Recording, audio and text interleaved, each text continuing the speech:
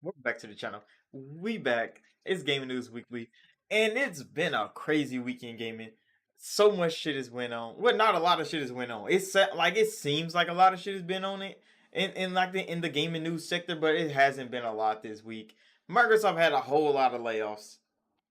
A lot of people equate that to gaming a little bit too much. I think they're pushing the Xbox is dead thing a little bit too hard when Microsoft is the biggest company in the fucking world. Them laying off 9,000 people is legit like nothing to the company in general. Xbox did get hit with some cuts, not a lot of them. I see when you see the 9,000 people headlines and oh Xbox is losing all this, like bro, they closed one studio.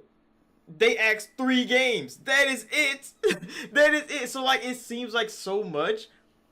Like you would think it'll be a lot more. Like when you see the headlines, when you see people talking on the internet, you would think the Microsoft layoffs 9,000 people, Xbox got hit hard. And they didn't. And they didn't. But that's why I'm here. To give the news, bro. I got my Avion water with me. You know I'm ready to talk. My motherfucking laptop is not working right now. I don't know why it's not working right now, but like this motherfucker is struggling. I'm kind of upset that it's struggling like this. So I'm trying to get that mode working. Try to get the gaming news going because I mean that is all the news this week. Bandai had a showcase. I watched it. It wasn't that big of a deal. They didn't show anything like too different, too new. They did show more of Digimon. And I was looking at the new Digimon game, and I'm like, this motherfucker might be a cop. It like the new Digimon game actually looked pretty good. But other than that, they didn't show too much else. What the fuck is wrong with this?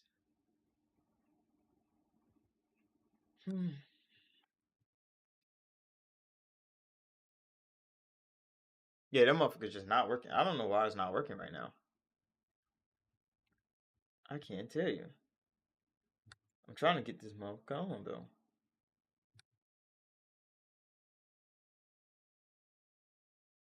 It's like,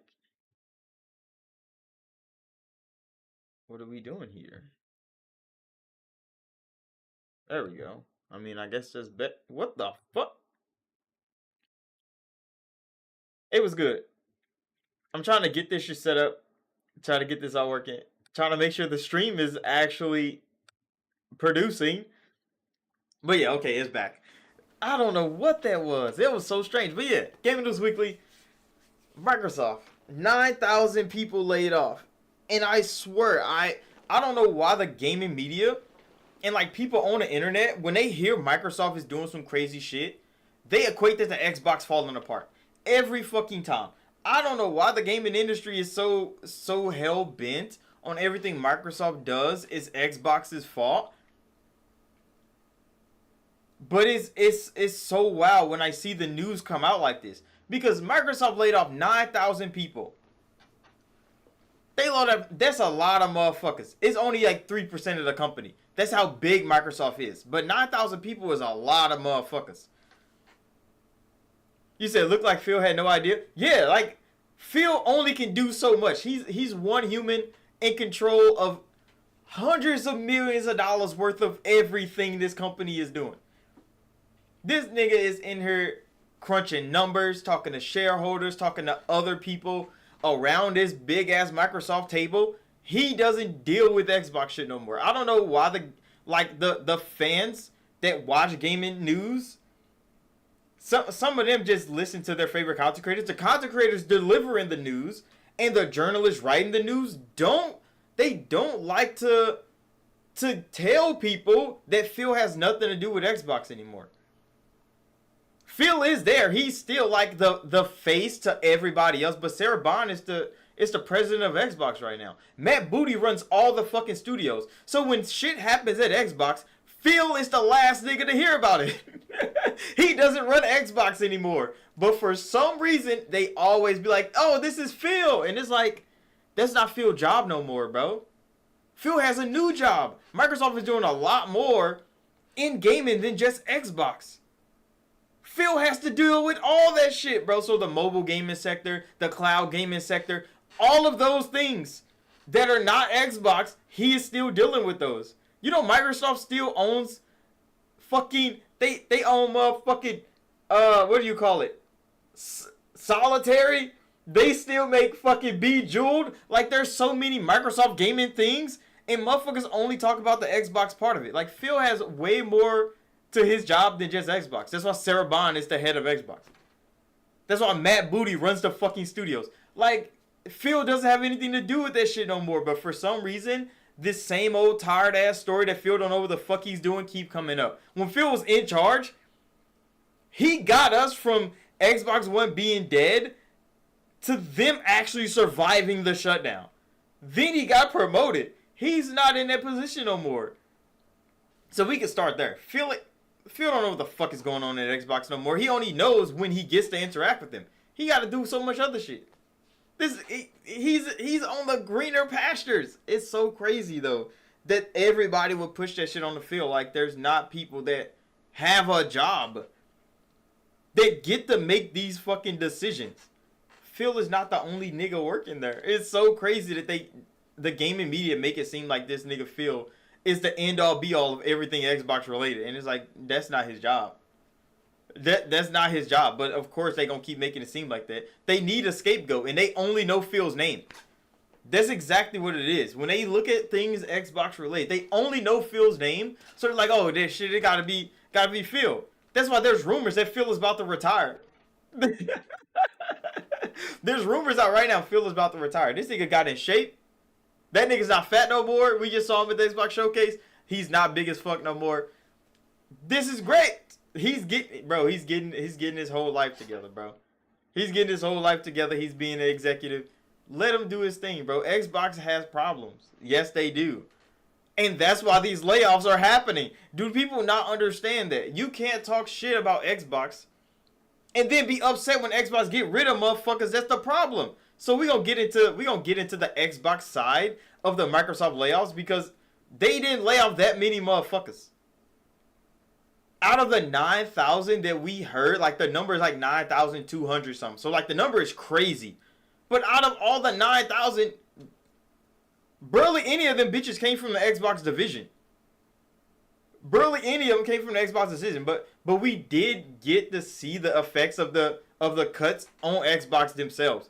Because the first one, the biggest one, which is crazy, which I didn't know was coming, because we all thought Perfect Dark was in a great place. They finally showed it. They showed gameplay. Joanna looked great. The story still looked weird as fuck, just like Perfect Dark. The way they showed Perfect Dark to us, we were like, okay, Perfect Dark, like, it might just bang out.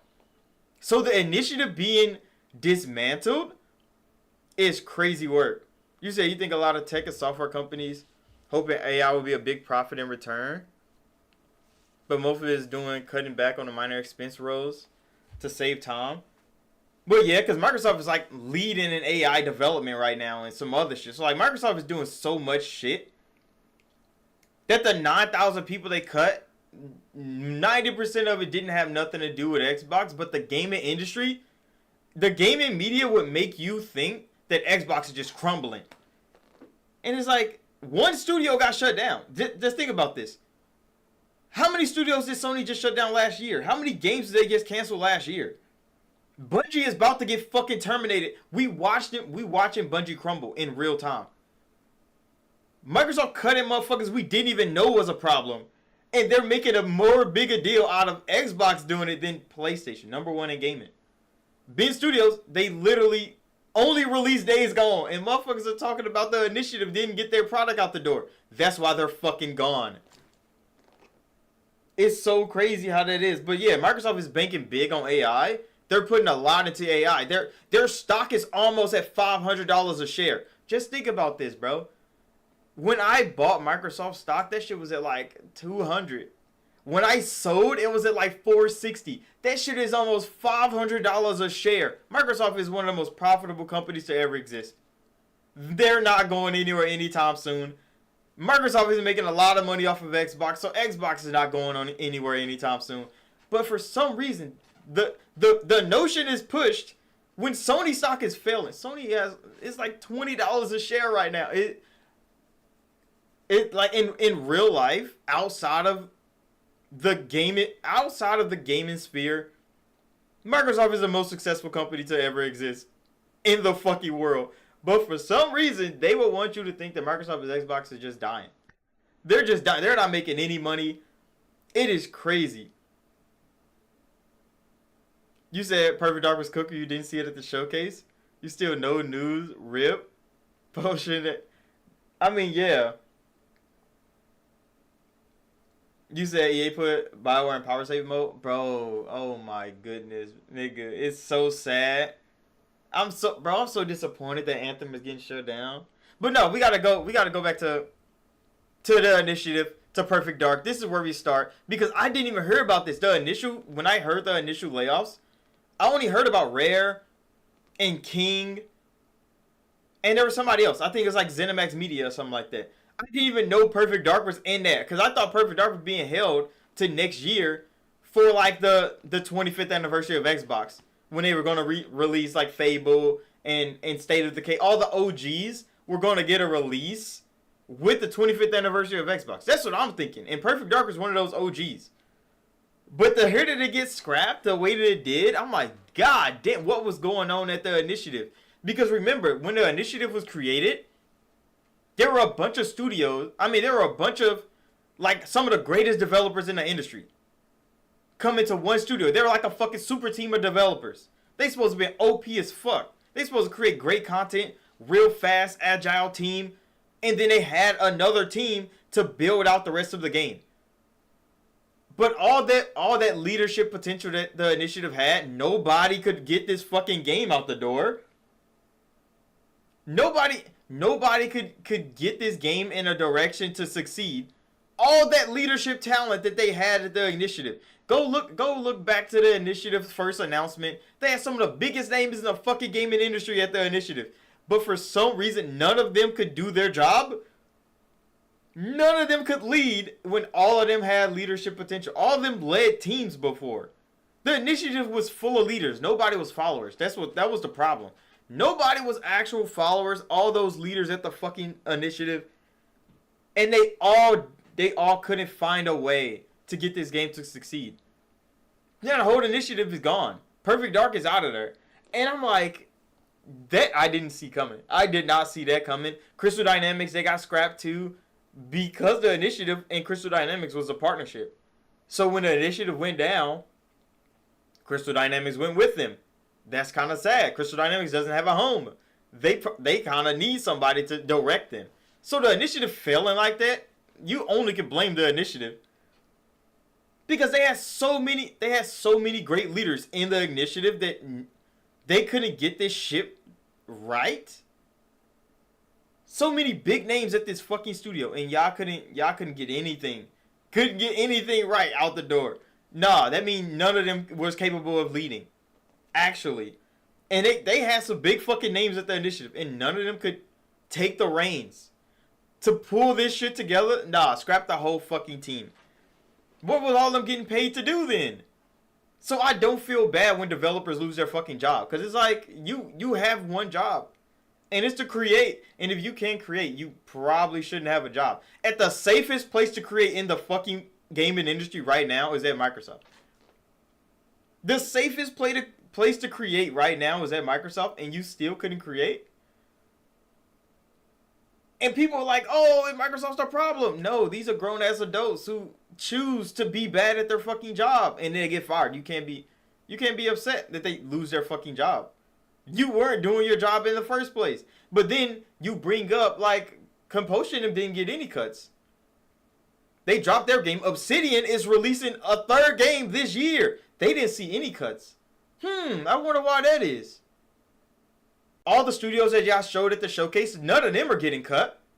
Damn, I wonder if it's because they know how to do their fucking job. Double Fine, they showed a thing, they're not getting cut. And it's like, damn. But the studios that aren't doing anything, like the fucking Initiative, they got cut and now people are upset.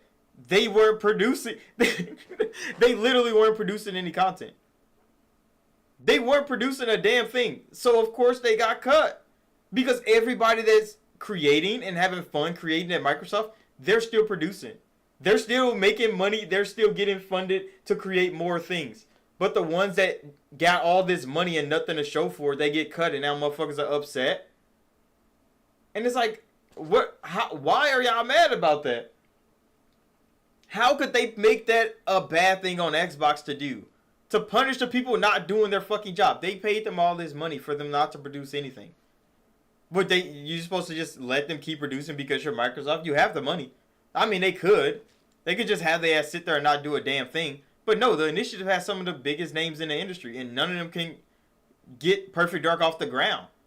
They even had another team come in to assist them, and they still couldn't get Perfect Dark out of the ground. Fire the whole fucking studio. Not a single person should live that. Everybody get axed. The whole branch get axed. That make fucking sense. Why? Because you trusted them.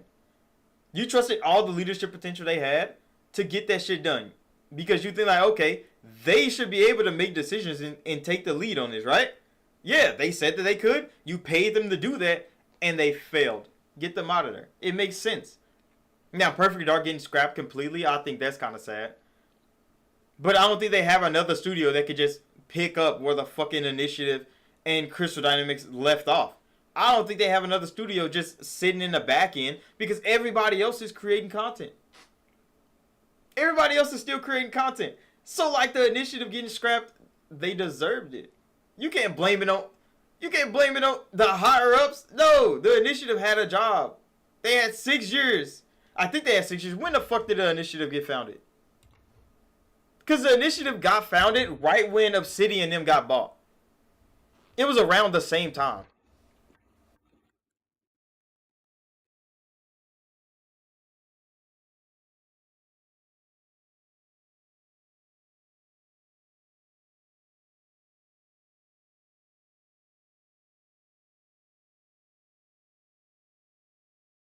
I mean, I guess it's all the new videos. When the fuck did the Initiative get founded? Because I think it was probably like 6 years ago. Because they got announced that they were making like this big new ass game. Yeah, it was 6 years ago. Because this is their fucking YouTube channel. Hold on. Bring this bitch up. Some of the best, brightest of the fucking gaming industry, and y'all couldn't get one game out the door in 6 years. Nah, scrap that whole studio. Because they didn't deserve the Microsoft money. That's exactly what it is. But you don't see id Software and them getting cut. You're passionate about and oh shit, where's my headset?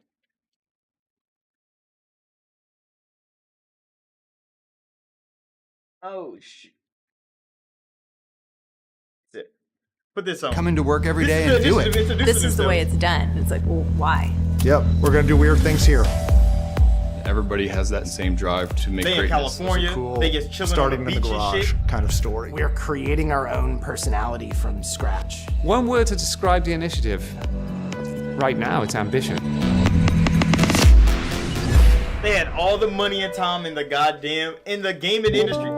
There's things people like other developers I got a don't have. call They don't and I have the met with money and the Daryl and time heard about to how waste that the initiative Initiative wanted really to had. build a team in a different way. Being in Microsoft LA, gave all the I think freedom we in have the a world to unique create and all opportunity the to funding bring they could people in possibly have. from TV and entertainment and music. It's How many nice to places have he fled? unique perspectives, but then similar visions that come back together. I think that we are really carefully choosing people who are interested in pushing boundaries in games and the way we make games. One of the interesting parts about doing a startup under Microsoft's umbrella is it lets us take a lot more risk. I believe we've been an opportunity that very few people have. We have the belief of our parent company and that we are going to go create something spectacular and unique. Everyone I talk to here really knows what they're doing. They've shipped a ton of stuff. They know what's important, and they're willing to bring that experience to let us do something new and innovative. We've shipped a lot of games and had a lot of experience collectively. That's a great experience to draw on, but all of us are asking what's next. We just want to challenge the convention, and I think that's the purpose of us being here.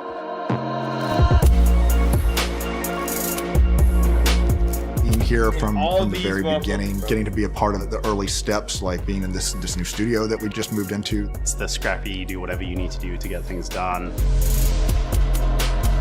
I think staying small and staying agile And will they actually created a be our bunch of strength. nothing, bro. Really, it's Like, to think, all these like high profile developers, Microsoft gave them who knows how much money.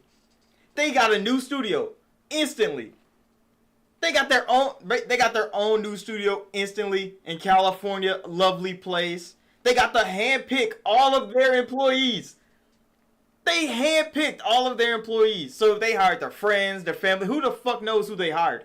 But they got all the freedom in the world that Microsoft could possibly offer developers, and they squandered that shit. And the gaming industry want us to be upset at Microsoft for that. Fuck no. There's no goddamn way you give them everything creators say they need to succeed in an industry like gaming. And they squander that shit on purpose. And in return, what did you get? Fucking nothing, bro. Now Crystal Dynamics is out of a job because the initiative was fucking up the whole time. Now that big brand new studio that they had, yeah, it is a bunch of old. That's a bunch of old heads, bro. That's chalks it up. A bunch of old heads that gets to run a studio exactly how they want to, and they didn't produce one fucking game in 6 years. They didn't produce one game in 6 years. All these OGs in the gaming industry. Hey, what's up? All these OGs of the gaming industry ran the initiative, bro. Exactly how they wanted to. That means there was nobody to fault but the initiative if they passed or failed. They got to pick their own employees. They got to set their own schedules. They got to produce their own game exactly how they wanted to. And they got unlimited funding. And they fucked it up. And y'all want us to be upset at Microsoft for closing those fucking doors. No, nigga, that's not how real life works.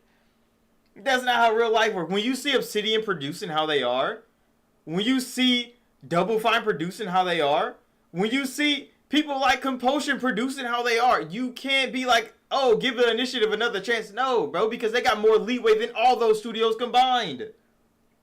When Ninja Theory is producing how they are, initiative got way more than all those studios combined. And they failed. They had 6 years to do some shit, and they did nothing. Closed the whole fucking studio, bro. What are we talking about? Why is this a big deal? Yeah, the gamers don't get Perfect Dark. Perfect Dark that we thought were going to be great. But if the developers making the game is fucking up and they get shut down, the whole game is gone. We can't be mad at Microsoft for that. We got to look at the initiative. They had every chance in the world.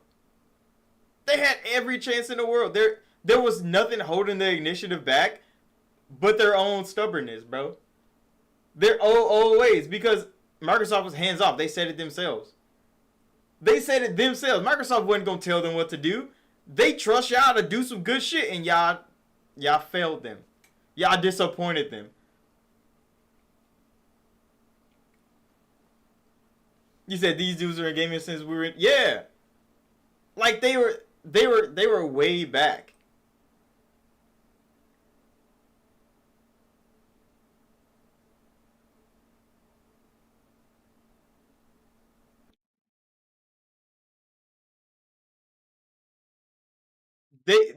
They were making games for like OG Xbox, for like PS2. Like they were making games way back. They were making games back when they were being told exactly what to do, when to do it, how to do it. And it got to a point where they made a name. We could run studios. All of them could run something. They were best of the best in their field, and then they came together and made fucking nothing, bro. They took all that Microsoft money and left. That's all. That is all they fucking did. And it's like, nah, bro, get them out of there. The initiative don't deserve sympathy.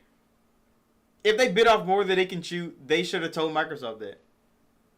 And people bring up shit like, oh, how did Microsoft let this happen again after Redfall? Because Microsoft wasn't running Bethesda at the time. They bought Bethesda. They didn't run Bethesda until after Redfall. What happened after Redfall? Microsoft went in there. They shut down how many studios? They cut how many developers? And then we got the Bethesda we have now. They cut Bethesda down to size and moved their ass right back into Microsoft Corp. Bethesda's not their own entity no more. The initiative was supposed to be their next big studio, an agile team.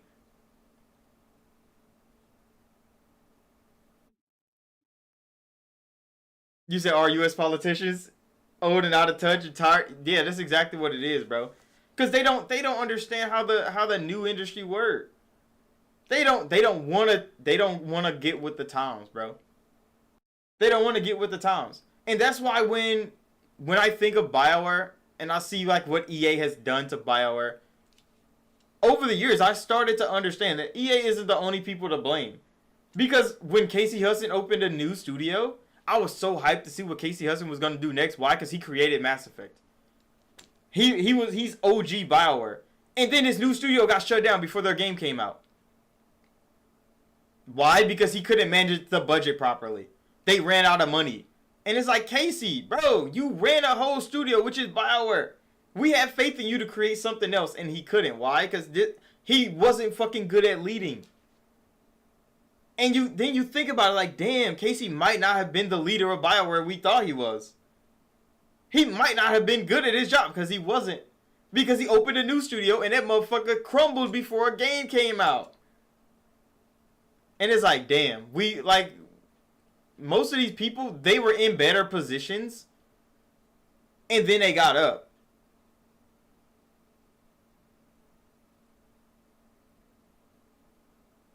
I mean, he created everything about Mass Effect though. Like he created like the vision that Shepard sees. He created that shit in his basement. He created that shit with a camera in his basement. He's a visionary, of course. He's a creator. But he's not a leader. And we learned that when Casey's studio shut the fuck down. When they ran out of money. It's like, Casey, what the fuck were you doing with all the money? It's so crazy. You said people work badges, escorting people down elevators and out the building. You said, but as a manager, you have to do what you have to do. That's the job. I mean, yeah. You said same with Bungie, they failing. Yeah, because like when you see these studios, who's working at the studio, we don't know all of them. But there's probably somebody that's working or that leaves there that probably was the reason that studio was succeeding, and you would never know their name. So when people bring up like, oh, they even if these developers created great games, they probably still would have got fired because everybody like pointed at Tango Gameworks, and it's like, but we all know why Tango got shut down. Not because they didn't produce good games. They did produce good games.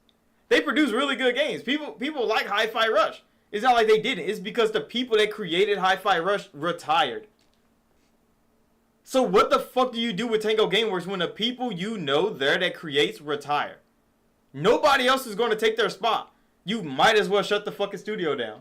Because the heart of the studio is dead. You know the creators at Tango are gone. Now it's all the children that don't know what they're doing with no leadership. It's going to take forever to rebuild Tango to be a worthy studio. So what did they do? They closed the doors at Tango. Everybody can be upset. That's fine. Microsoft can take the brunt of the attack. But the OGs, the one that wanted to create these games, they retired. They created Hi-Fi. They got their release, and they're like, yeah, bro, we're retiring. We're out of here. And they're the reason Microsoft bought Tango. So, of course, they're going to be like, okay, Tango can go. We don't need them no more. That's how business works. But the initiative, they brought this upon themselves. Because there's no way you get that much freedom that much funding, that much time. 6 years to produce one game? And then I'm over there looking at FromSoft making like 4 games in 4 years, and I'm like, Initiative, you couldn't make one? You couldn't make one? Nah, bro. Every game studio not built the same. I understand that, but the Initiative is one of those that, come on now. Come on now. They deserve to get shut down.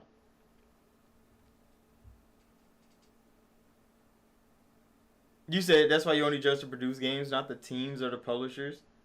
Because stuff change all... Yeah. Stuff change over time, all the time. The Initiative, they fucked up bad, bro. And they got shut down because of it. And then Crystal Dynamics, they're just left flailing in the water, no life raft, because they were tied to the Initiative. And it's like, I mean, I feel bad for Crystal Dynamics because, I mean, all they did was come in and try to do their job. The job they were hired to do. The Initiative fucked that whole thing up, though.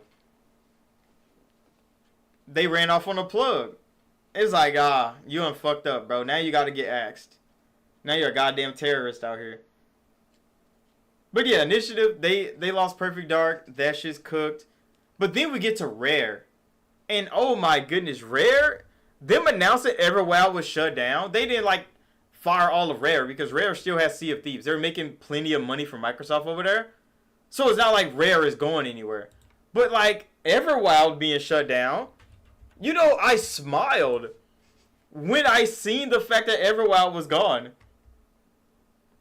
I kind of smiled because, like, all of us, it became a running joke after fucking, what was it?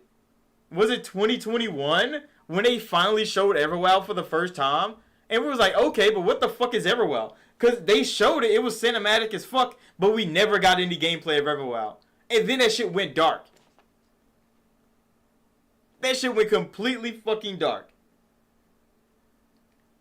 And then the news came out on Wednesday, Everwild was gone. They scrapped the whole idea. And I'm like, finally, what the fuck? Because what the fuck was Everwild, bro? We still don't know. Like, when we go look up this fucking cinematic, this game was supposed to be for Xbox One. That is how long ago Everwild was supposed to be produced. Hold on, pull up Everwild. This was for Xbox One, bro. This game wasn't supposed to take 6 years. How the fuck did it take that long? And we still didn't see any of it. It's like, it's bad, bro. Has a rhythm. We all sense it. But because we all saw this cinematic and was like, okay, now what the fuck is this game? We never got that. We never got the confirmation of what it was. It is found in the smallest moments. In every step of a perilous journey. Was it a motherfucking live service game? Was it a small story game? Was it a survival game? In the bonds we share. It could have been a Pokemon. Well, we don't know what Everwild was. So like when Everwild got canceled, it was fine, bro. Like no big deal, nigga. No sweat off our back. Because we didn't know what the fuck was going on anyway at Rare when they made this. There's still little to no details on what Everwild was. It teaches us to look beyond the expected.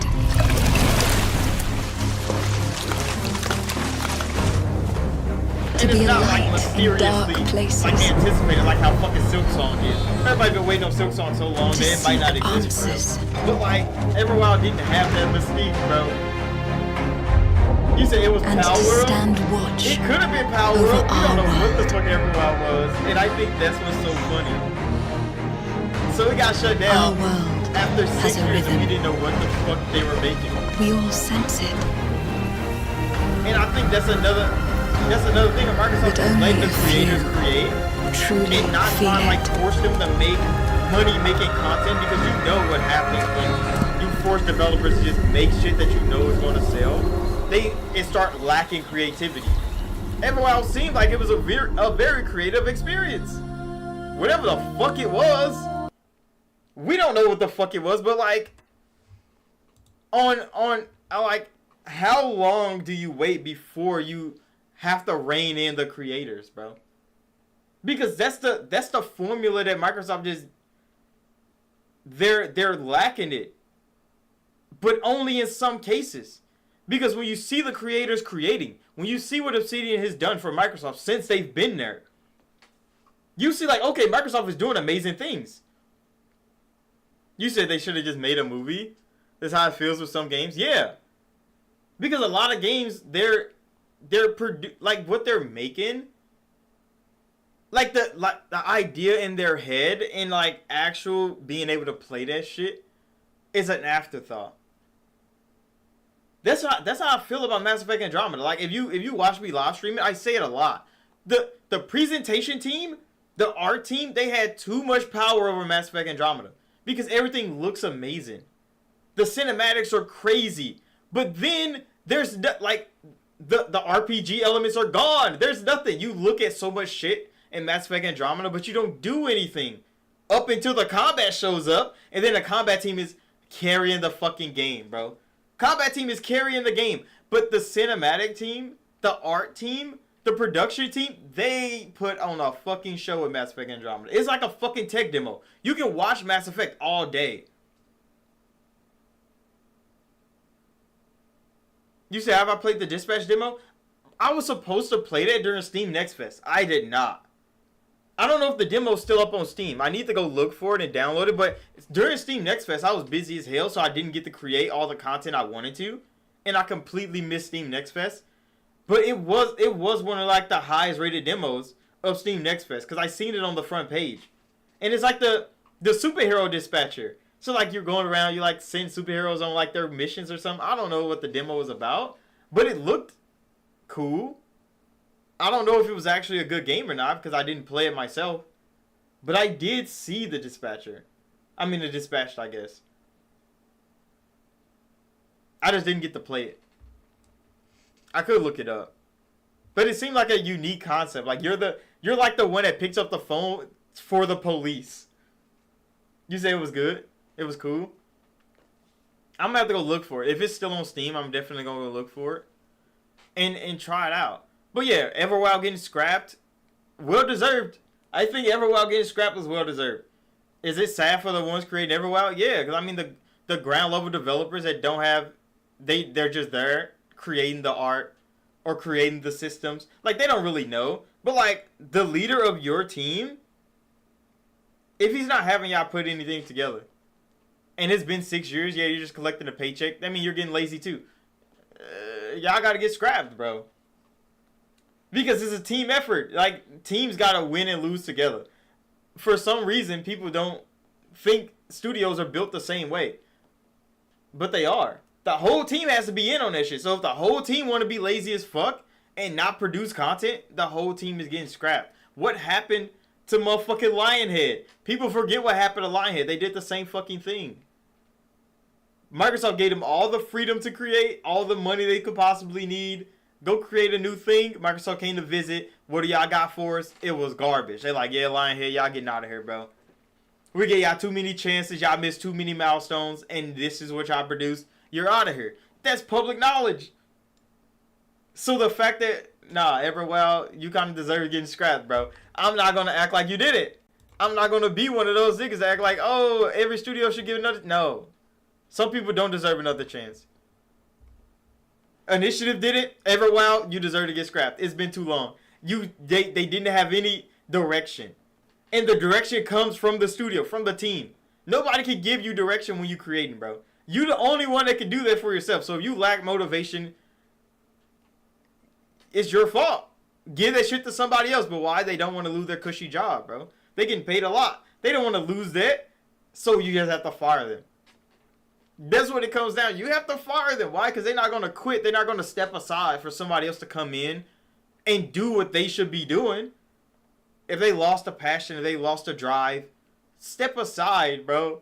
Let somebody else take over, but they don't want to get it up. Why? Because it's too good for them. They're like, oh, no, bro, I don't want to lose this, even though I don't want to do anything else. Fire their ass, bro. Get them out of here. Let some other people come in. Because we have studios like CFR Interactive, their first game, banger time. You think they had the funding and the time that fucking Initiative had? Now imagine if Microsoft funded Sandfall's first fucking game. They did amazing with whatever the fuck budget that they had. But imagine if they got the money and time that Microsoft gave the Initiative. And then you would start thinking different. Like, yeah, Initiative deserved to be fired. Because if Sandfall could do that with whatever the fuck budget they had, Initiative could have got way more done. Because they supposedly had the talent. They had 20 times the development staff. They just didn't do shit. And nah, bro. Nah. So Microsoft, whatever money you was giving a fucking Initiative, get that shit to Sandfall, bro. Let them make something great. That's what I'm thinking. Don't waste your money on them. They didn't want it, bro. How many studios do you know right now that are producing content on like a AA level? It's really good stuff. It's not AAA greatness, but like it's really good stuff. It's on AA level. They don't have a big budget. Imagine if Microsoft was funding them and letting them create like they was doing some of the studios they just shut the fuck down. Because some of these people get inflated. After they've been on top for so long, they get inflated. They feel like, oh, they can't miss. Yes, you can. Yes, you can. Why do you think Kojima's game is not gone? Kojima hasn't produced anything for Microsoft yet. I don't know how long he's been working on OD. He just dropped his game for PlayStation. He dropped Death Stranding 2. People are liking it. I mean, the same amount as Death Stranding 1, I guess. Maybe a little bit less because it's only on PlayStation at this time. But I mean, the PC people and the Xbox people that like it, when it finally makes its rounds, it's probably going to do great everywhere else. But like, they're still funding Kojima's game. That means he's producing some shit they're looking forward to. That means you have to be really fucking up when they're literally funding a game for somebody that's created a game for the competitor. Supposedly, you're fucking up. You have one job to create a game, bro. You're fucking up that bad that you get fired from Microsoft. Nah, nigga. That is crazy. You have to be a monumental fuck up to get fired from Microsoft, bro.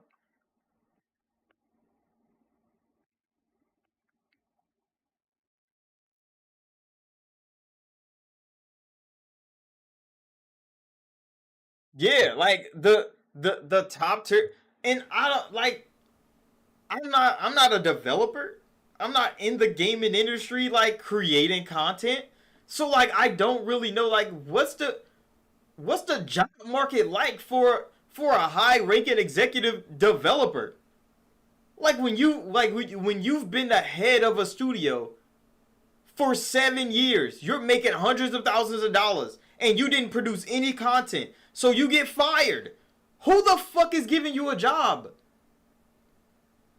Like, what does that look like on a resume? You said Death Stranding 2, PS5 exclusive, big mistake. I mean, like Kojima signed the contract. It's just like Square Enix. I don't feel sorry for them. Like, those are great creators. But like, they signed the contract to be PlayStation exclusive. So like, when the contract is over, or when 505 comes in and they want to publish the game on PC and publish it on Xbox, they're going to do that. But like right now, I mean, he signed the deal. So when they come out and be like, oh, the game underperformed, I mean, you signed the deal. Square Enix did the same thing. You signed away 3 Final Fantasy games to PlayStation exclusivity, and then none of them hit the mark. And you're crying that you ain't making no money. Like, you signed the deal, bro. I don't feel bad for you. You signed the fucking deal. They didn't force you to sign a deal. You knew how much money is out there for you. And you're like, oh, we gonna go with PlayStation. Why? Because, I don't know, they're safer, I guess. The money is guaranteed for them, or they thought it was. 100 million consoles sold, you think it's guaranteed.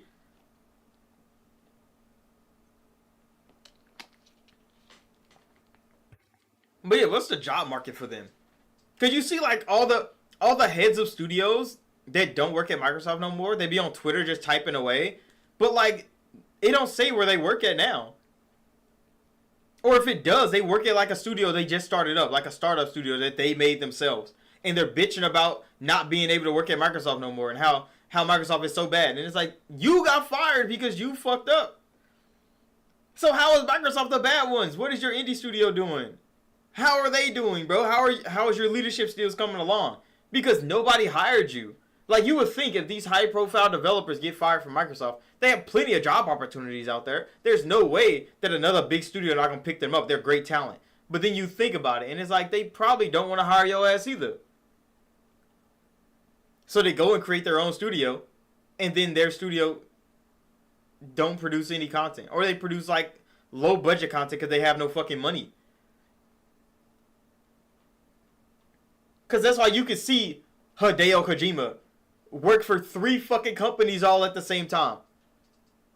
Just being a goddamn visionary in gaming. Like, you could probably not like this nigga content that much. I mean, I don't fuck with Death Stranding that much. I played some of it. I played like a couple hours. I'm like, this shit is weird as fuck. But I mean, this Kojima, he makes some weird ass shit. But the fact that he has many companies, whole companies, giving this nigga money to create. That is how you know you do good work. So like, if you're getting fired like the initiative did, that means you fucking suck at your job, which is creating, bro. Creating. You suck at your job. Your job is to create, and you can't create. Go somewhere else. And then there's nowhere for them to go. Every while, I don't know who the fuck was in charge of that. We don't know. Somebody, the rare team that don't work on Sea of Thieves, I guess, get scrapped. That's all. You got to get scrapped because there's no reason. Everwild didn't even look like it was going to be a demanding game. It was an Xbox One game. It was an Xbox One game. It didn't seem like, I don't know what the fuck it was supposed to be, but the fact that they fucked up says a lot about them personally. Because there's teams right alongside them that are creating. That's what I don't understand. Like, when people be like, oh, Microsoft can't manage studios, like, what about all the studios that just released content this year? Great content this year. Microsoft can't manage studios?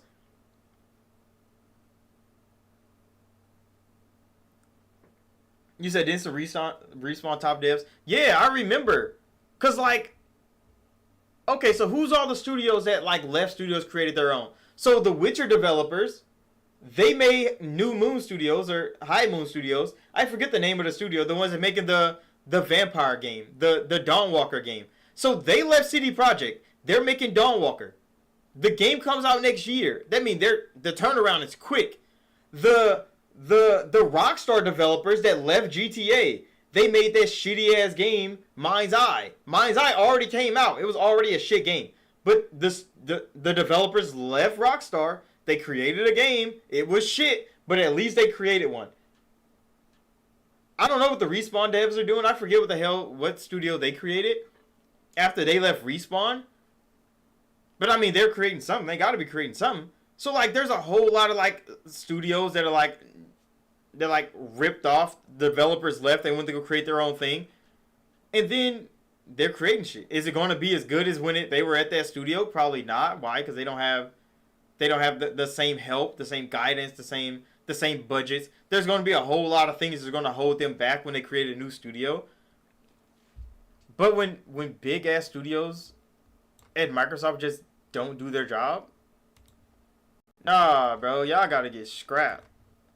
They gotta get scrapped. This is good. Microsoft scrapped. And then the third game that got scrapped was gonna be an MMO from ZeniMax Media Online. The studio didn't get scrapped. They're still making 2 fucking MMOs. They have Fallout 76. They have Elder Scrolls Online. They already have 2 big ass MMOs. They're making plenty of money over there. They got plenty of content creation going on over there. They were making another MMO, and Microsoft was like, yeah, y'all can just scrap that shit. No studio got shut down over there. Nobody got fired. They just told them, you don't have to work on that fucking game no more. Scrap the whole idea. Go do something else. And those were the 3 things that happened at Microsoft in gaming. The 3 things, like, there's so many live streams. There's so many rant videos. There's so many news reports about Microsoft is fucking up. Microsoft is destroying gaming. And those are the 3 things that happened on the gaming side when Microsoft laid off 9,200 people. And all those were well-deserved knockoffs. Well, I don't know. We don't know much about the ZeniMax Media Online, other MMO, but they working on 2 of them bitches already. You know how much money it costs to work on an MMO? Microsoft's like, y'all got 2. Y'all don't need a 3rd one. Scrap that shit. They probably don't want to invest that much into another MMO. Even though those developers are making a lot of money working on MMOs. They're making a lot of money over there at ZeniMax Media. So, like, it could have been a great money-making scheme. Or they could make another MMO, saturate the pool, and then nobody's going to be playing it, and it's going to be a waste of money in 5 years. You got to weigh your options with this. You already got 2 MMOs that succeeded from the same studio. They don't need a third one. They don't need a third one. You brought Fallout 76 back from the fucking dead because it was dead before Microsoft bought them. They revived that motherfucking game. They're still creating content for that motherfucking game. So they have 2 MMOs already. ZeniMax Media Online don't need a fucking third one. They probably want to create a third one. They probably had a great pitch idea. They probably made a little demo to show the higher ups at Microsoft. And they said like, nah, you can throw that shit in the trash, bro. Just keep working on the other 2. Y'all making well good strides over there. It happens, bro. Your pitch can get shot down. It's okay. But yeah, like for the people on the internet to make this Microsoft layoff thing a bigger deal at Xbox, it's outrageous when those are the only 3 things that you can find anywhere on the internet that has anything to do with the mass layoffs at Microsoft. That means the other 6 functions of Microsoft laid off people. Way more people than the Xbox division. The only motherfuckers that got cut at Microsoft, at Xbox, are the ones that deserved it. And we can close the Xbox chapter on that right there. The only ones that got scrapped are the ones that deserved it. Initiative got scrapped. You said they only laid off 2,000 of the 9,000. Yeah, because that came from like all the people at Activision they don't need no more. All the people at King they don't need no more. And then the studios that they scrapped at Xbox they don't need no more. And then they canceled 3 games. 1 game we didn't even fucking know about. 2 of them that's been in development for 6 years and they haven't produced anything. They deserve to get scrapped. Give that money to Obsidian. They're producing. They got 2 more games to launch this year, bro. Get that shit to Obsidian. They deserve it. Get that shit to Ninja Theory. They deserve it. Like, those are studios that you should be giving your money to. The Initiative, you gave them plenty of money and time. And they fumbled. With money and time. Things developers wish that they had, bro. Larry and them talk about that shit all the time. Money and time is what they needed to get Baldur's Gate 3 out the door. They got that shit with early access. They got the money and the time with early access. Imagine if they just had 6 years in the back end. All this Microsoft money at their disposal. And they do nothing with it. Larian deserves to be shut down. All 1,000 of those developers deserve to be gone. They deserve to lose their job. Because there's no fucking way. With the money and time, you don't produce Baldur's Gate 3. With the money and time and the talent, you don't produce Baldur's Gate 3, you're fired. You scrap them. Get them out of the fucking... Get them out of the doom. Because it's all. You said we're for the AI investment that fell through. AI haven't fell through for them. But they are pushing AI heavy. Like, them and NVIDIA are fighting stock for stock. Growth for growth. In this AI run, bro. And it's so crazy to see. Because when you think AI, you think like Apple, Google. Fuck no. It's NVIDIA and Microsoft. They're going stock for stock right now for #1 company in the world.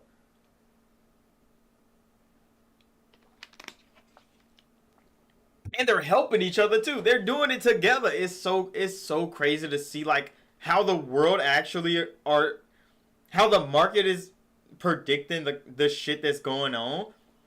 And that's why Microsoft is so like ahead of their time all the time. Because they're in the market so heavy. They understand what like the ground level people don't see. And that's what kept them #1 in the world. And NVIDIA on that same shit. People might like AMD more on the ground level. But to see the shit NVIDIA is doing over there with AI, with Blackwell, like they're doing crazy shit, bro. And you just have to be like, damn. Like there's visionaries over there. They understand the future. But right now, AMD is everybody's best friend. Why? They're producing good content for low money. You know, they're getting a fanfare on their side. But it's like NVIDIA's pushing technology forward so crazy, so fast, that you won't understand until the future comes and you see NVIDIA's #1 and you're like, okay, I guess that makes sense. They're the ones putting all their money into the future and not right now. So Microsoft and NVIDIA is pushing that shit real hard. So them scrapping 9,000 people to make way for their AI developments, it makes sense. They have to sacrifice to keep going forward into the future. They could sit and do the right now thing like Nintendo's doing and be like, okay, we're just going to be current with everything. Because Nintendo is current as hell. Why do you think they just start producing 4K content with the Switch 2? 4K has been a thing for how long? But now 4K is so easy to make that now they can produce 4K content for cheap. And people are going to love that shit. People look at Breath of the Wild now in 4K and they're like, holy shit. I didn't know Zelda could look this good. They're looking at fucking Mario Kart in 4K and they're like, holy fuck. But 4K content has been like an easy thing for so long. But it hasn't been, I mean, it hasn't been easy, but it's been a thing for so long. It just was expensive at one point. So, Nintendo just lives in the current time. Like, okay, if 4K 60 content is like the baseline, they can produce 4K 60 content. For like no more cost to them. The developers don't have to work any harder. And it's just funding that way. They're not progressing the future or anything. They're innovating a lot though in like gameplay mechanics and shit like that. I like what Nintendo's doing with that. But they're not trying to push the envelope. They're not trying to like pioneer the future of gaming. Nah, fuck no. They're not trying to rebuild the way cutting-edge graphics work and nothing like that. But I mean, all these studios are switching to AI generation for gaming.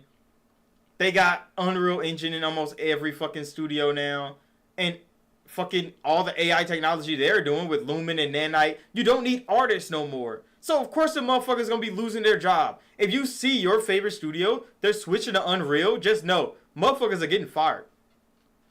Motherfuckers are getting fired. Because if Lumen and Nanite are making whole forests in little to no time, why do you need 6 fucking art freaking programmers right here?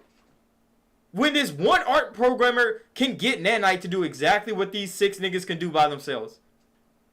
That means you need the best art programmer you got. The other 5 is getting scrapped and you're using Nanite. That's exactly what is going on at these studios. AI is cutting these motherfucking jobs. Why? Because everybody want to have an easier job. If everybody want an easier job and still get paid the same, somebody got to get cut somewhere. So if it's 3 artists right here, I'm really good at using Lumen and Nanite. You are still learning. You're getting cut, buddy. I'm sorry. Shake your hand. You just lost your job. I got Lumen and Nanite. I don't need your help no more. That's exactly what's going on. But that's what these studios want. They want a easier, smoother game transition. They want Lumen and Nanite to do all the heavy lifting for them. They don't want to bake in lighting no more. They don't want to use fucking screen space reflections because all that shit took time and development. They're like, nah, we could just ray trace the fuck out of that shit. Let the AI do it. And then you see motherfuckers getting cut. And you're like, damn, I really like that guy. But now you don't need this nigga to make lighting because Lumen is doing it. It's like, who do you blame? You gotta blame yourself. Because they could have did that shit by themselves. We know. Like, you look at old games and you be like, how the fuck did they get lighting to look like this? Artists did that shit off their eye. They was eyeballing the fuck out of lighting back in the day. We didn't give a fuck about ray tracing. Hell no, bro. You look at some baked in lighting from some old ass games. You like, they did a phenomenal job with detail back then. Why? Because artistry was a thing. Now the machine can just do it. And machine learning is going to keep that shit going. You don't even got to look at it no more. Machine learning got that shit. And now 7 people just lost their job because machine learning learned all their jobs after one program was initiated. It's gonna keep happening to everybody's studios. Because game development is getting cheaper. They're going cheaper. And AI is cheaper. We understand. We just got to accept it. Everybody like Unreal Engine 5 until your favorite studio fires 500 people. And then you're like, oh, we probably shouldn't have switched from motherfucking CryEngine to Unreal. Because CryEngine takes twice the developers to do the same amount of content. But it's all handcrafted.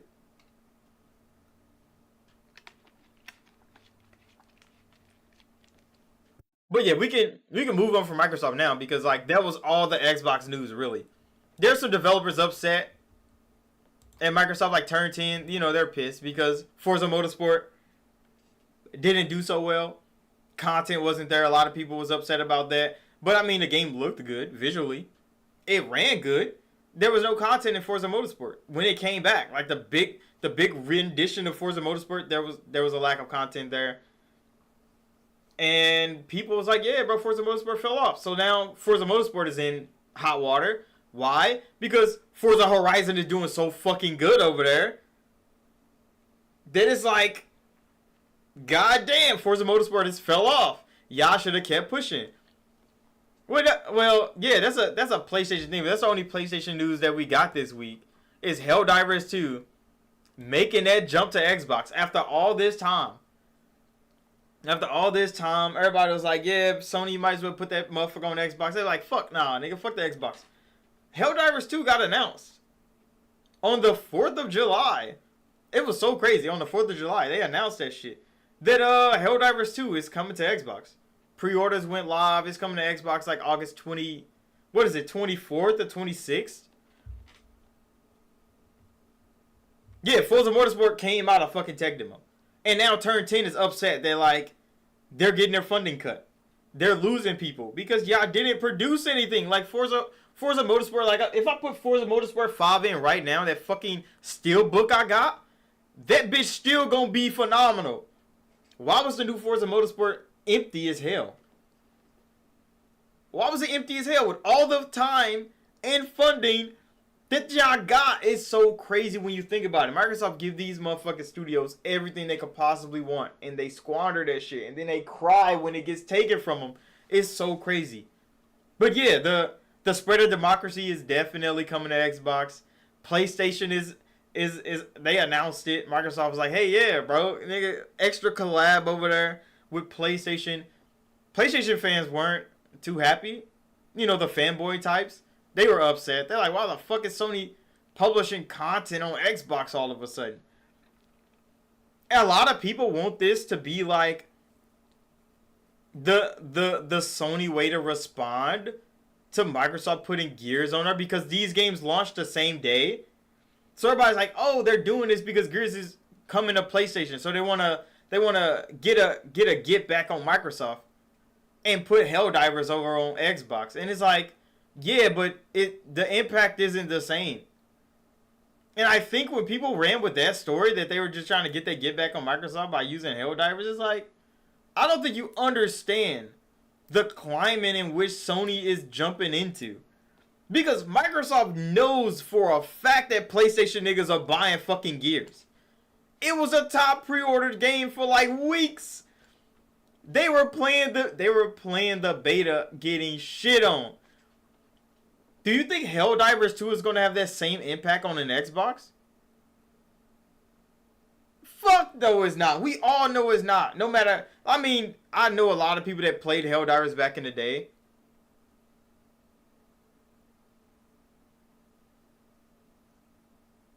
You said buy Sony's games so they could protect their exclusives.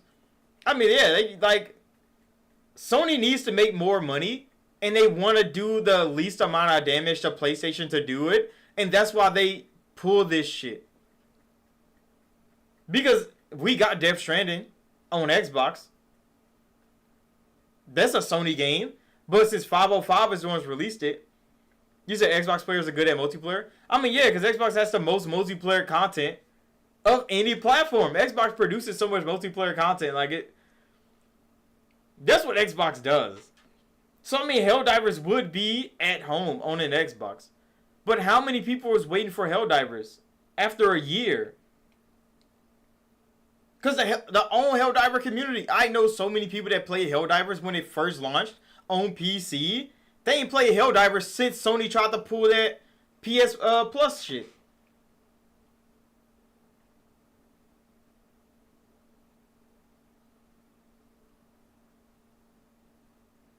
You said the Game Pass on PC boys are already playing Helldivers? I mean, but it's not coming to Game Pass. Which is gonna be another thing that Sony's gonna have to deal with. Cause like Helldivers is coming to Xbox. How much is Helldivers costing right now? Cause I think Helldivers is like what, $40 when it comes to Xbox? Hold on, I'm about to go look it up.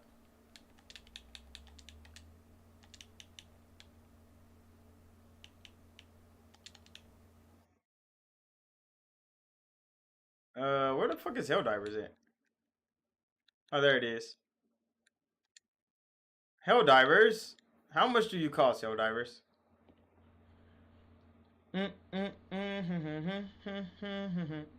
Okay, why is the page not working? Okay, it's $40. So yeah, Helldivers 2 is $40. I mean, it's a good price. It's a good price. But to think, Sony gonna try to go sale for sale with Gears, and you're gonna use Helldivers? No. And see, one thing that Microsoft has over everybody that produces content on Xbox is Game Pass.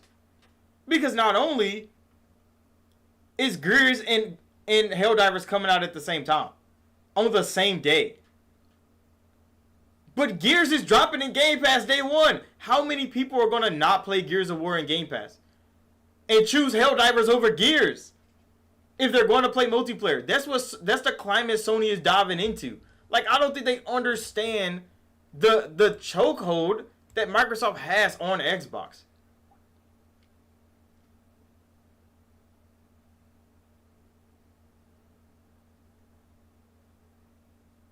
I mean, yeah, fucking Claire Score. Oh my goodness, bro. I can't get enough of that game. I need to finish it, but I don't want to, like, I don't want to rush through the game. I want to just find all the content I can.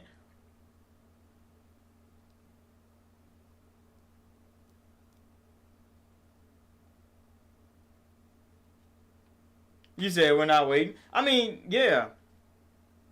But the fact that Helldivers 2 is choosing to launch on Xbox now, at the same time as Gears is ripping the PlayStation Store apart. Microsoft is looking so good on the PlayStation Store that Microsoft and them can't stop. They can't stop winning on PlayStation. PlayStation don't have that same leverage. They can't look at the Xbox and be like, we can succeed over there. They don't know. They have no idea how to compete on Xbox's platform with Xbox. Because Helldivers is not about to put you over the top. I'm sorry to tell you. Game Pass has so much content. So much multiplayer content. And the entry price is fucking $15, $12, $20, whatever the fucking entry price is now. I ain't paid the entry price in so long, I don't even remember. But you put Helldivers here. Helldivers was a big deal last year. Yeah. And Sony's going to try to, like, you can add yours to it. The price is good. You might get some motherfuckers to go, you know, to go sample the product or something. But, like, the bulk majority of people, when Gears launch, they're all going to be on Gears. Even on PlayStation. Niggas not about to be playing Helldivers on PlayStation when Gears drop. They're going to be playing fucking Gears. And it's like, Sony, like, this was not the gotcha moment that a lot of people would try to push. That they're doing this to try to combat Gears launching on PlayStation. No. Sony's trying to make some more money. Helldivers is the only game they know people might fucking buy. Because what is God of War and Spider-Man doing on an Xbox? Probably nothing. Probably just as much as fucking Final Fantasy 15. And they can see that. They're like, oh, well, who want to play yellow paint games? I mean, Sony needs to, yeah, they need to get their monthly active users up, but they can't push the PlayStation Plus shit no more.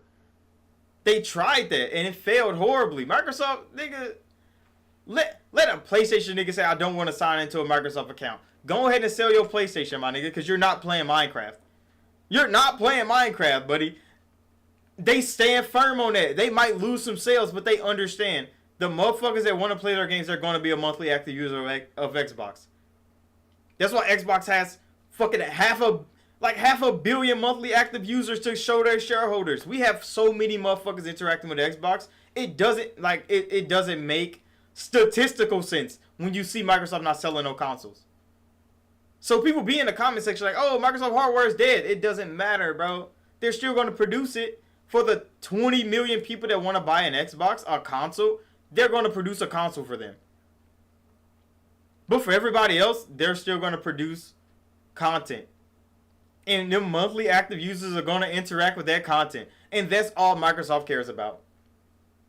That's all Microsoft cares about. The monthly active user number keeps rising. And the more PlayStation niggas that buy Xbox games, Microsoft is going to continue to raise that motherfucking number. And it's not, and like, it doesn't have nothing to do with Xbox the console. It doesn't have nothing to do with Xbox Studios at that point. Why? Because they're going to be good. Because Game Pass is already doing great for them. Everything they make outside of Game Pass is, that shit's butter, bro. It's icing on cake. It's so crazy. So like Helldivers is coming into this climate. Sony can't fight Microsoft the same way Microsoft fights Sony.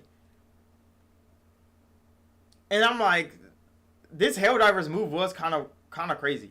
Cause to think, in August, we have Wukong coming out.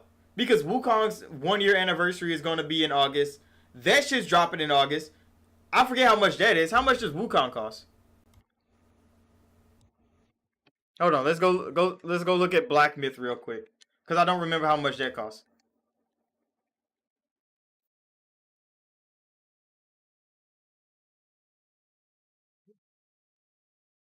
Black Myth is gonna be motherfucking $60. I mean, it's on sale for $50 right now. But like, if you don't pre-order, it's gonna be $60 when you do buy it. So like, if you pre-order it, it's gonna be $50 or $60, and then it's gonna be $70 for deluxe, $60 for normal, and when you buy it after. So like in August, when you see gamers, they're sitting here, they hit their consoles, and they're choosing to buy a game. They have to choose between Gears Reloaded, which they can play in Game Pass. They probably don't be buying Gears. Most people not going to be buying Gears. They're going to be playing Gears Reloaded in Game Pass. But Gears Reloaded, if they want to buy that. Black Myth Wukong, if they want to buy that full price. And then Helldivers. Motherfuckers not made of money, Sony. You know that for motherfuckers not made of money, they're going to choose one of these two. I mean, one of those three, they're going to choose those. Unless they already have Game Pass, like a lot of people got Game Pass, so they might just choose one of the other two. Black Myth Wukong or fucking Helldivers. And if they choose Wukong, Helldivers take a L. Well, Helldivers got to take the L, because, like, they're not going to have anybody playing the game. Because everybody that was waiting for Wukong for a year, like they were waiting for Helldivers for a year, they might just choose Wukong over Helldivers. They might just want the single player experience over diving into Helldivers that's been out for a whole year and a half. They got all this content they got to catch up on. There's a lot of grinding in Helldivers. You can't be a level 1 Helldiver diving in with niggas. Nah. You got to get your guns leveled up. You got to get your motherfucking, what do you call those? The one things that you type in and you got to drop them bitches on the bugs.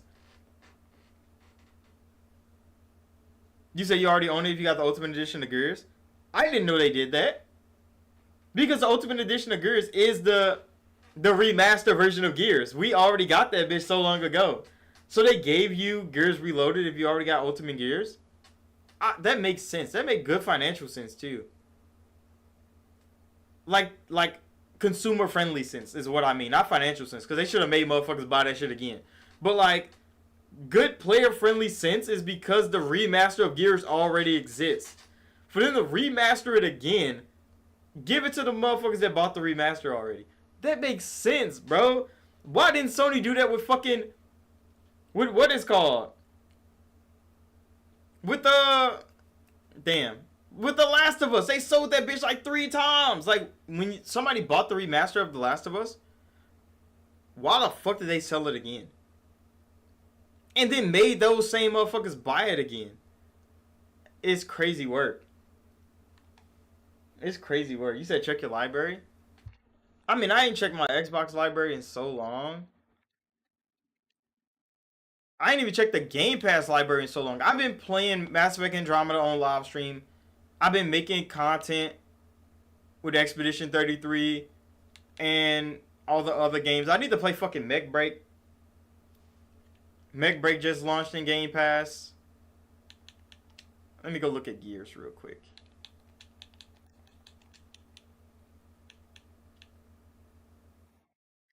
Because I have Gears 3. I have all the Gears games. Gears Ultimate. I don't have Gears 4. I think Gears 4 is the only one I don't own. Cause that motherfucker's a Game Pass. I don't think I like Gears 4 either. Is that the only Gears game I haven't played on the channel yet? Well, I haven't played Gears 5 on the channel either, but I have Gears 5. I like Gears 5 a lot. Reloaded. Oh, they did give us Reloaded. What the fuck? I didn't know that. I mean, it's kind of cool. Fucking Anya in a tank top? What are they doing? They got tank top Anya in the game. She wasn't even in Gears 1 with a gun. Oh, they're doing something different. What are they doing? It's fan service. Gears don't have fan service. But yeah, I think Helldivers is probably not going to succeed like Sony wants it to. But the fans of Helldivers on Xbox definitely get to dive in. But all the Helldivers that I know are retired. Most of the niggas left Helldivers last year. They don't play Helldivers no more, bro. They left that shit. They playing Monster Hunter Wild right now. So like all the Helldivers I would know that I could play the game with, they retired from Helldivers. I'm not getting in that shit now. Who the fuck am I going to play with? I'm not about to go in there and just Helldive with some randoms. Fuck nah, bro. Helldivers is cooked. But that's the name of the live service game. You like the entry point for new people. I don't think Helldivers has a good entry point for new people. There's a lot of content to catch up on. But like if you know people that was playing Helldivers last year and they're fucking max level, they're grinding out new fucking skill trees and shit. I don't know what the fuck Helldivers got. Not completely. But you're starting in level 1 with nothing. All the buffs and nerfs that everybody's already been through. You're kind of cooked. You're kind of cooked on the ground level, bro. They've changed the terrain. They changed how the bugs function. They've changed so much shit. So all the shit you've seen about Helldivers when it was hyped last year, that shit's gone. You said it would be enough Xbox and PC guys in August? I mean, there is a whole new storefront. It'll be a whole new surge of people, but I think the amount of people they think it is going to be and the amount that it's actually going to be is going to be underwhelming as hell.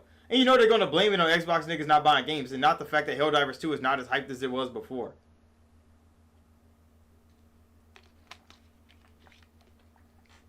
Because when it was the hype, nigga, I almost bought Helldivers on Steam. When it was the hype. I didn't. I resisted. Why? Because I'm not one of those niggas. I can't get too goated into getting some shit. That's why I don't have Monster Hunter Wilds. Even though all my niggas got Monster Hunter Wilds on Steam, I almost got that shit with them. But then I remembered, I'm not a fan of fucking Monster Hunter Wilds. I'm not a fan of Monster Hunter. I like Monster Hunter. I played Worlds. I played Rise. Wilds was fun when I played the beta and the alpha and shit. Like, it was good. But like, no, I'm not gonna become a Monster Hunter Wilds fan all of a sudden because it's such a big ass deal. We had like 400,000 niggas playing a beta all at the same time. Like, it was crazy work. Numbers were doing wow, but like, I wasn't a fan like that. I did want to see what was new to Monster Hunter. Monster Hunter looks crazy, but when I play it, nah, bro, you be fighting a monster for too damn long. I'm into games where like damage actually makes sense. And I could go kill something else. I like killing a lot of things real fast. Monster Hunter, nah, you be beating the fuck out of a monster for like 30 minutes, bro. Beating this nigga's ass. And you don't even get the piece you're looking for. And you're like, okay, run that shit back. I don't like grinding like that, bro. I'm a casual gamer now. I don't put too much time and effort into when I play games. So, like, I couldn't get Monster Hunter Wilds. And that's why I didn't get Helldivers 2.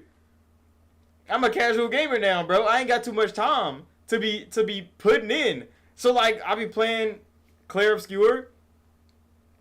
I be having a good old time, bro. I get my ass beat by some of the enemies because I come back to that game after playing some other shit. Timings be off again. I have to relearn how to fight. But that shit's still good. The game's beautiful. It's fun. The characters are great. I enjoy the time, and then I go play something else. That's why I haven't finished the game yet. Because, I mean, I could sink all the time into that game. I could have beat that shit like 3 times if I really just sat down and played. But I be playing all this other shit, bro. I see some new shit, some crazy shit I ain't never seen before. I want to play that. I want to try it out. I bought Leo the Square. I played Leo the Square, nigga. I'm jumping through. It's like Geometry Dash. That shit's cool.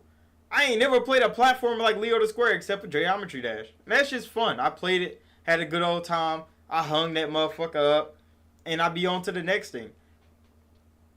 So like, yeah, like, I don't be wanting to grind too much in these games. That's why I haven't beat Millennia. I did drop that video of me fighting Millennia again. I came back after who knows how long. I think it was like a month. And I fought Millennia ass again. I'm like, yeah, I don't want to grind to beat her. I don't want to work too hard to beat her ass. I just want to beat her real quick. Like I beat everybody else. I just walked them down, beat their ass. It was easy. You said Monster is like a fantasy hunting simulator? The hunted is just too real and slow? Yeah, because look, I played... What hunted game did I play? I think it's like Call of the Wild or some shit. Where like you're like in the forest. You're like crawling around. You're like looking for fucking like footsteps and shit of deer. You're hunting this motherfucker for like 3 hours. You're like, oh, it went that way. But then you get attacked by a bear. You gotta do that whole shit over again because you walked into the wrong territory. So like, yeah, like I stopped playing that. I think I beat by a bear on my first hunt, and I'm like, hell no. You say you have not even started that yet. Is it anything like Lost Odyssey? Claire Obscure? It is. It is kind of like Lost Odyssey. Even though I got my ass beat on in Lost Odyssey for so long, I think I only got through like 25% of the game. I don't think I ever finished Lost Odyssey. I don't think I ever will. I could go back and play it. But Lost Odyssey wants you to they want you to really try in that game. And I'm like, why do you want me to work so hard? Some of these games, like FromSoft games, people think they're difficult. But they just want you to like solve a problem. When you have a problem, you solve it. It's great. You don't have to try too hard though. You can solve the problem. Eventually you'll solve that shit. You know, you just trial and error. Some of these games want you to work so hard. They want you to do so many things right, and it's like, I ain't got time, nigga. Like, I was playing Fable when Lost Odyssey came out.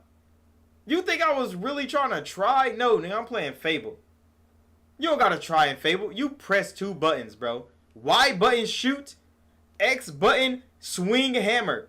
Easy as hell, bro. It's so easy. It's so fun, and it was such a unique concept. RPGing was fun. The JRPGs wanted too much from me. Yeah, FromSoft games aren't that hard. And once you like understand the system, once you get in there and you just feel it around a little bit, you understand how you are as a player. I think FromSoft games teach you more about yourself than it teaches you about the game. Because I played Dark Souls 1, 2, 3. I never played Bloodborne. I played a little bit of Sekiro, but Sekiro's not for me. You said maybe Dark Souls 1 because it was broken? I mean, Dark Souls 1 was tough. Dark Souls 2, I think Dark Souls 2 is my favorite because that's the one I played the most. Because that was the first Souls game I ever played with Dark Souls 2.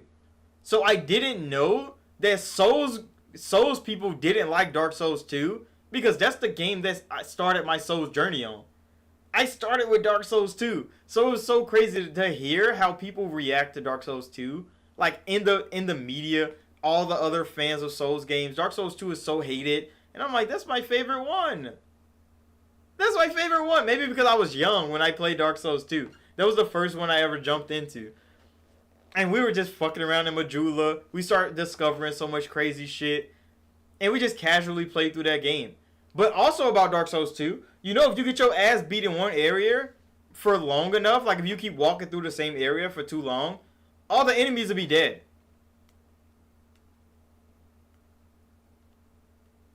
You said JRPG sometimes talk a little too much, like Scarlet Nexus. I like Scarlet Nexus, bro, but I know exactly what you mean. They be yapping about in Scarlet Nexus. And then look, I watched the anime, and they yap even more. Like there's so much talking in Scarlet Nexus that the anime had more talking, bro. You would be like, how the fuck do y'all have this much dialogue? They're still talking to this day. I do want more Scarlet Nexus. Not like I don't. The idea was crazy. It was so fun. Fusing all the power systems and shit. It was like the team base was great. That shit was absolutely phenomenal. But like, they did talk a lot. They talked a whole lot. Even when the enemies showed up and the enemies are yapping about. And I'm like, can you just let the thing come so we can fight that bitch? Like, nah, bro. They talk a whole lot of Scarlet Nexus, but I like Scarlet Nexus a lot. I do need to finish my second playthrough. I didn't finish the second playthrough, where I played through as the girl.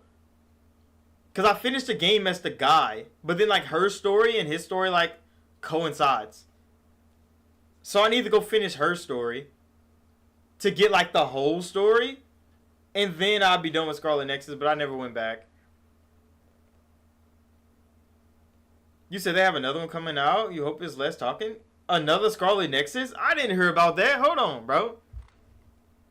What do you mean another Scarlet Nexus is coming out?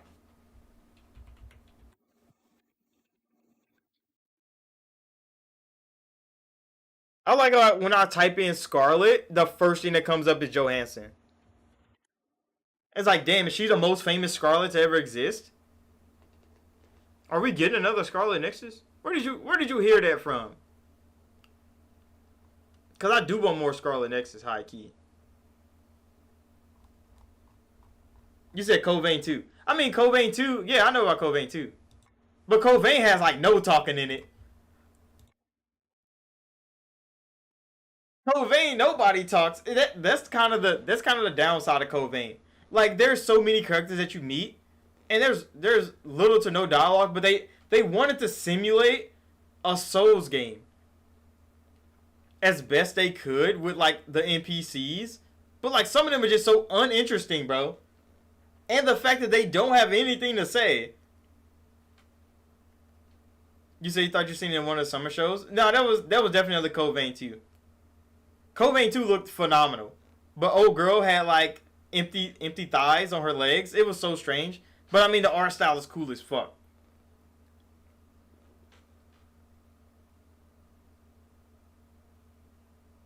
You said you were able to skip those cutscene flashbacks too.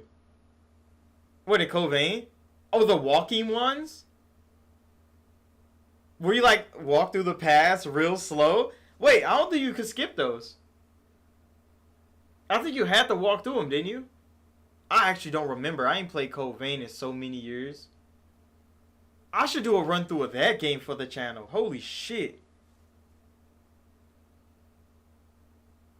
You said Bandai not dropping both of them games together? They did with Scarlet Nexus and fucking Tales of Arise.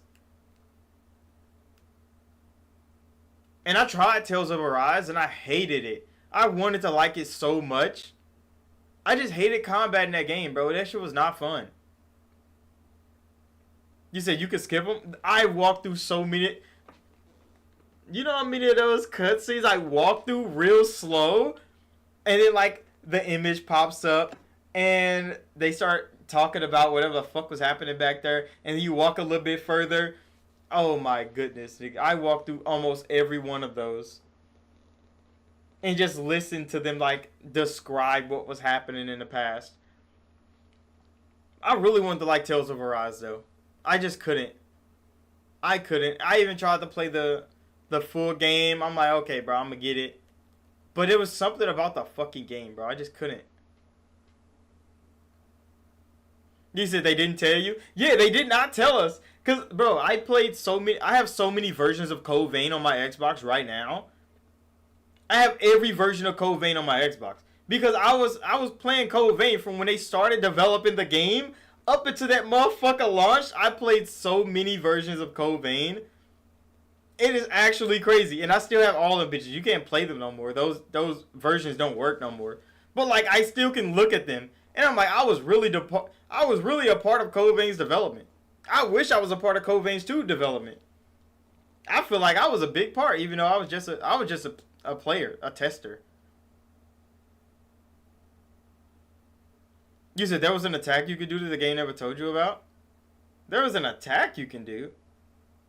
Every class was different. Like, what class had to attack, or was it just like a anybody attack?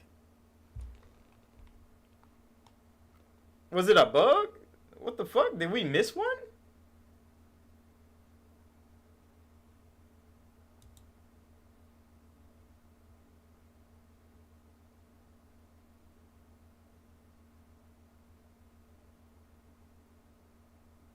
It says Arcane Studios founder slams Microsoft for Game Pass. Of course he does, bro. What the fuck is the founder of Arcane doing right now?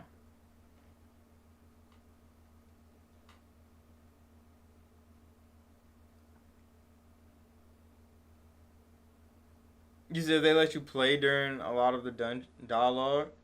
Things will be better. Yeah.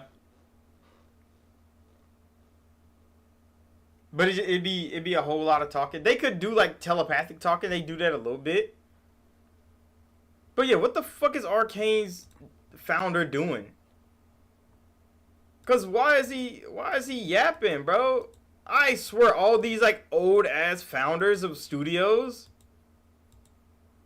they talk so much shit about what Microsoft is doing. It's like y'all aren't even relevant no more to the studios y'all created. So how do y'all have the right to just be yapping on the internet? It seems he was talking to fucking... He was just yapping on Twitter with Larian. What? Hold on, bring that shit up.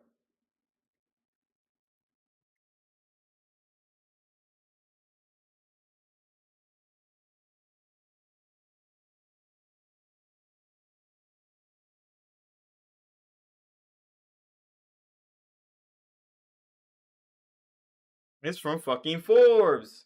Hold on. Pull this shit up. Well, I guess we don't have to pull it up. Ah, fuck it. I'm gonna pull it up. So y'all can see this shit too. Because, like... Man's just yapping about. On Twitter. How do I make this bigger? He's yapping about. You said, yeah, I play Octopath Traveler. I like Octopath Traveler 2. The way they added like those, cause I played like the Beast Girl, and how she turns like beast mode. That shit was actually kind of tough.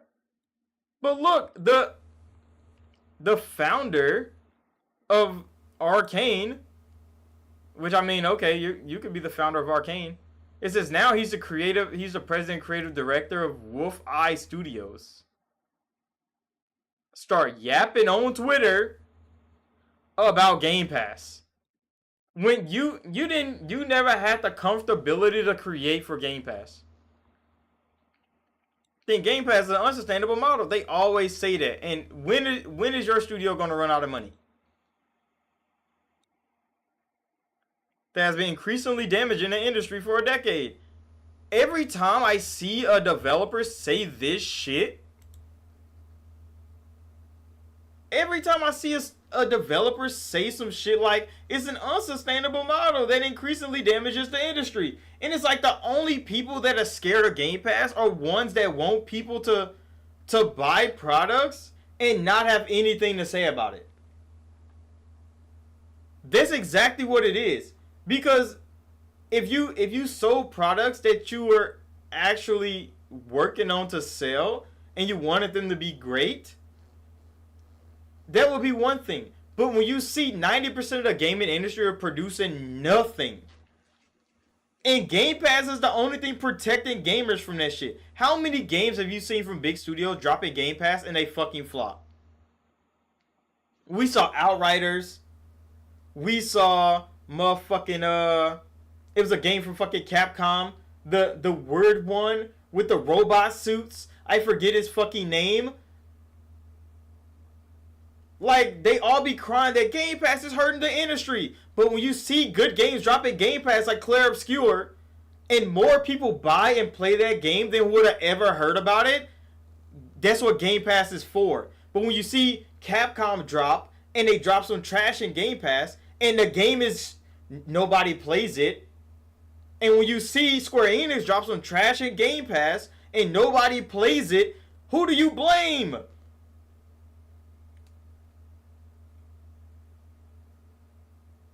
Yeah, like they are talking about like, oh, Game Pass is doing so much damage. No, because Game Pass is protecting gamers, nigga. It's protecting the gamers' money. Because these developers know if they hype up a game enough, people might buy it. And then people might regret buying that fucking game. But then when Game Pass is there as a safety net for all gamers, developers avoid that safety net on purpose. Why? Because they don't get the gamers' money. They can't get the gamers' money now, so now they upset. This can't go on for any longer. No, because if Microsoft can continue to find developers like Sandfall Studios to make content, put that shit in Game Pass and succeed, they don't need niggas like you. Motherfuckers that are trying to squander the gamers' money anyway. Like, what are we talking about? Microsoft is out here protecting gamers' money, while also producing content for them too. Because it could be like what PlayStation is doing with PlayStation Plus. Like, PlayStation don't even support their own PlayStation Plus. That's why developers don't support their PlayStation Plus. But they're still taking gamers' money for nothing in return. And other developers like that. Other developers think that's a good idea. Take your gamers for as much money as you can for nothing in return. But since Microsoft is providing content in return to the gamers for trusting them with their money on a monthly basis, you're like, you shouldn't be doing that, Microsoft. What? This is crazy, bro. You said subsidized by Microsoft, infinite money. That's what you do when you have money, bro. That's what you do. That's what you should be doing when you have money. You should be trying to help other people. And Microsoft helping other people with their infinite money is a problem for developers that don't have that infinite money. You say, don't think Game Pass can coexist with other models? They either kill everyone else or give up. And I mean, that I think could be true. I don't think Game Pass can exist with like other gaming models. That's why Microsoft is doing Game Pass. Because when you have to sell games, when you have to sell millions and millions of copies to make back your budget, one or two things are going to happen. Either you're going to stop innovating, like Sony has done, because they don't want to spend the fucking money, or you give the studios the creativity they want, they fail to create, and you shut them the fuck down. Those are the only things that can go on with the old model, and that's what's happening at PlayStation. Xbox's model is safer, but when safety comes, like, people get complacent. They get so safe, they get complacent. And then you get shit that happens with Rare and shit that happens with the Initiative. They have all this time and money, and they didn't produce any fucking thing. So you have to shut their ass the fuck down. And it all comes down to incompetent development studios. Either way, incompetent development studios are at the core of all of it. And you're going to blame Game Pass. It's crazy. You said people act like those bargain bins from the GameStop and Best Buy are not filled with games nobody cared about. Yeah. They keep forgetting that. They keep forgetting. There's so many things that I know for a fact I wouldn't have played if it wasn't in Game Pass. And these developers would want you to think that everybody's out here buying every game. So every Game Pass drop is a sale they were gonna get and they not getting. And no, that's definitely beyond the case. Cause you see, the best-selling game in the world is Call of Duty. The best-selling game in the world is Call of Duty. Call of Duty makes the most money every year. And there's still more people playing that bitch at Game Pass than ever before. So the highest selling game is still the highest selling game, and there's more players because of Game Pass. That means the motherfuckers that wasn't gonna buy the game anyway are still playing the game because it's an option for them. They don't have to have any investment in Call of Duty, and they still go play Call of Duty. Why? Because it's in Game Pass now. They don't have to waste their fucking money on it. They would have wasted their money on it, or they probably wouldn't have wasted their money on it. They would still be playing Call of Duty. But there's some people that buy Call of Duty every year. They're going to buy it no matter what. Then there's people that think about it and choose something else. They're like, I could buy Call of Duty, or I could try this new game. And they go try the new game. But now Game Pass lets you play Call of Duty and go try the new game that you probably want to spend your money on to buy. And you can do both now. And it's bad for the gamer. You fucking dumbass, bro. I really don't like developers that talk like this. I really, because like how many fans did Sandfall just make off Game Pass alone? Because I mean, at the Xbox Developer Direct, Sandfall put on a show. I was gonna buy Claire Obscura anyway, but then it dropped the Game Pass day one. How many more people saw Sandfall at the Direct and was like, okay, that game looks good, but they was gonna buy Doom because Doom was coming out at the same time, or they end up buying fucking Oblivion because Oblivion Remake came out the same time. But then Game Pass gave us all of that shit. All of that shit at the same time. You didn't even have to make a choice no more, bro. Now you just got to choose when you're going to play either one of them. Because Game Pass gave you all them bitches. And that's bad for the gamer. That's bad for the industry, they say. Getting all this great gaming content is bad for the industry. Why is Microsoft producing all this great content? We can't keep up. That's exactly what they're saying. What the fuck was Larian saying? You said Conversation Drew and Larian, Baldur's Gate 3. I mean, Larian has produced more than Baldur's Gate 3, and it's kind of sad that Paul Tassi would use Baldur's Gate 3 instead of Divinity. When they created Divinity, bro, they was making Divinity for 20 years before Baldur's Gate. I feel sorry for Larian Studios because Baldur's Gate is all people care about from them. So their next game, if it doesn't blow up, it's because of it wasn't Baldur's Gate.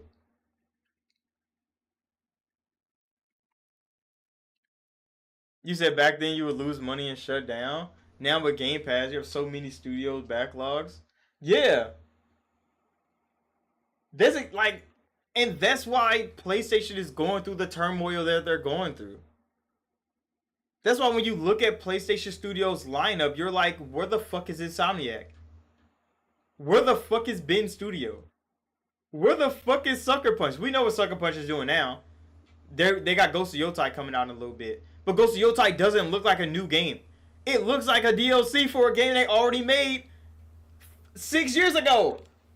So it's like, Naughty Dog is finally making something new. We don't know when the fuck that's coming out. But there's so many studios. And you're like, Sony, what is going on over there? What are they doing over there? It's because Sony can't afford for a game to not to succeed. But when you see Microsoft can produce content, they can produce content. Not all content has to succeed on the same level. Because these developers seem like, oh, every developer should be selling millions of copies or they should be shutting down. That is the mindset I'm thinking about. Like, I'm thinking they're saying, like, no, because Larian Studios couldn't beat Bethesda and BioWare at sales for 20 years. They were going game for game with Bethesda and BioWare, and they lost every time. So when BioWare and Bethesda finally stopped, they fell from grace. They're not making bangers no more. Larian gets a banger out the door. Larian could have closed up shop how many years ago? Because they weren't selling like BioWare and Bethesda. They kept going at that shit. They never had the budgets that they had. They never had the time and the money. Then they finally got it with Baldur's Gate 3. Are you telling me that their next game has to sell 30 million? Or they need to close their fucking doors? Because that's going to be the case. Since everybody hate Game Pass, you go sell 30 million copies. And if you don't, you're getting shut down. That is what these publishers are doing to these studios. Microsoft is doing the opposite. They're doing the opposite. And all the gaming companies that are not Microsoft, they hate it. I don't see a Game Pass studio complaining about Game Pass. I don't see a Microsoft studio complaining that Game Pass is a safety net for them. I see the motherfuckers that don't work at Microsoft no more blaming Microsoft for them not succeeding when they're like, you know, you had You had all the time and money in the world to produce and you couldn't. That is on you, bro. You said, what happens when the money runs out? The doors close. That's what exactly what's going to happen to Larian when y'all don't make money. You say it's the most vocal concern in my network. Yeah. Because Larian Studios has 1,000+ developers. They all have to get paid or that whole studio gets shut down. You said one of the main economic reasons people know, you said people haven't shifted to his business model because they can't fucking afford it. Why do they talk like Microsoft is doing this because Microsoft can afford it? Nobody can copy the business model because nobody can afford it. Why you think they give that shit to the gamers? They know nobody can offer what Microsoft can offer. That's why they're fucking doing it. It's so crazy that they talk like the infinite money never made any sense. You know, what was the budget? What was the budget for Baldur's Gate 3?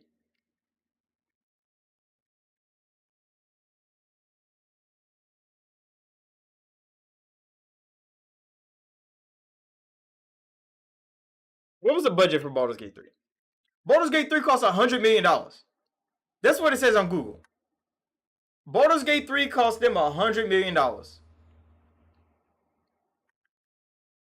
Game Pass is making $100 million every 2 weeks.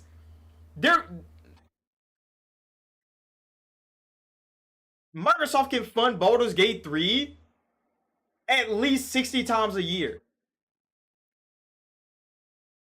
If Game Pass has 30 million subs, we could do quick math. I really don't understand these developers. Like, they're all fucking stupid.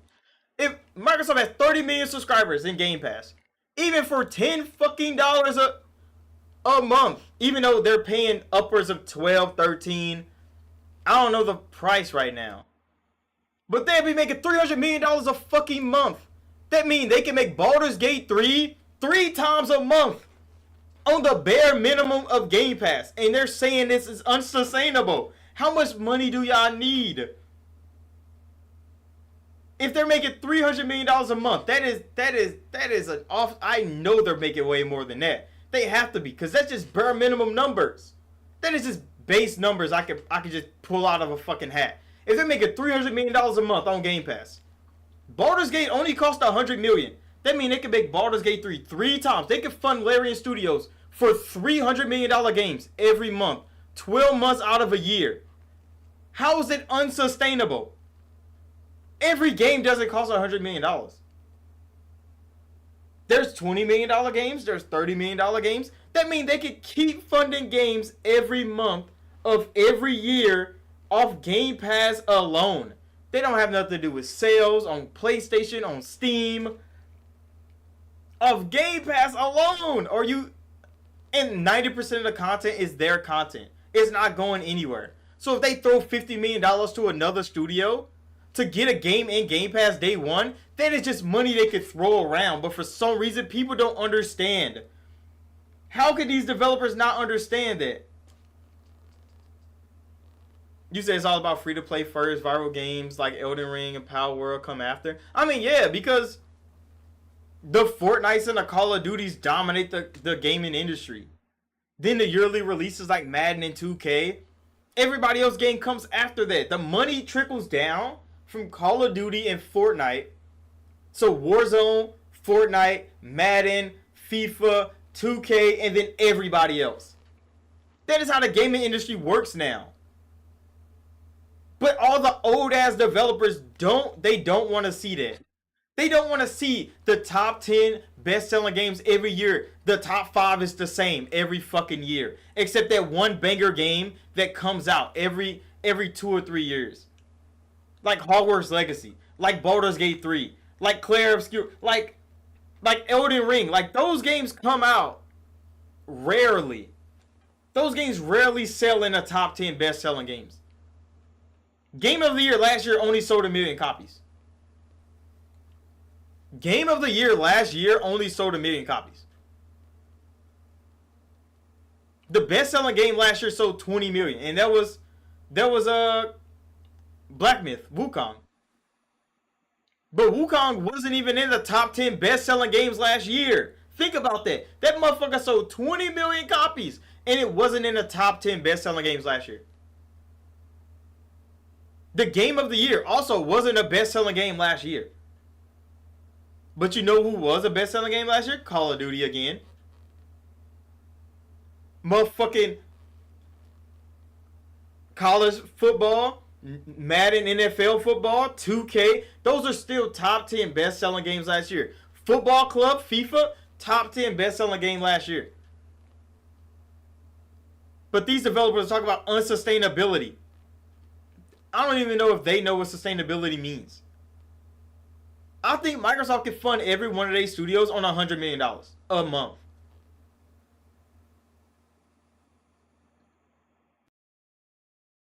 You said some of these new games are also competing with old games? Yeah, like that's a thing.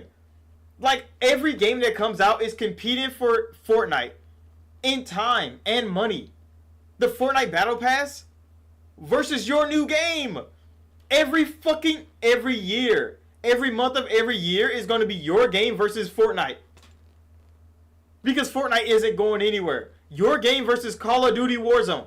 Every fucking year. They didn't have that back in the day. Back in the day, you could go from game to game to game. Now motherfuckers are living in one game. Motherfuckers are only playing Fortnite every day, all day. How can you get, you could probably tease them into looking at your game for a little bit. And then they're going right back to Fortnite. You think you're competing with Marvel Rivals?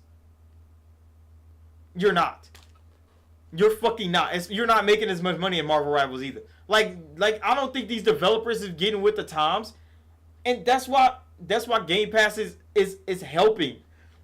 Game Pass is helping to combat that shit because they know the fucking gacha games, like fucking Zenless Zero. I don't even know what the fuck the name of it is.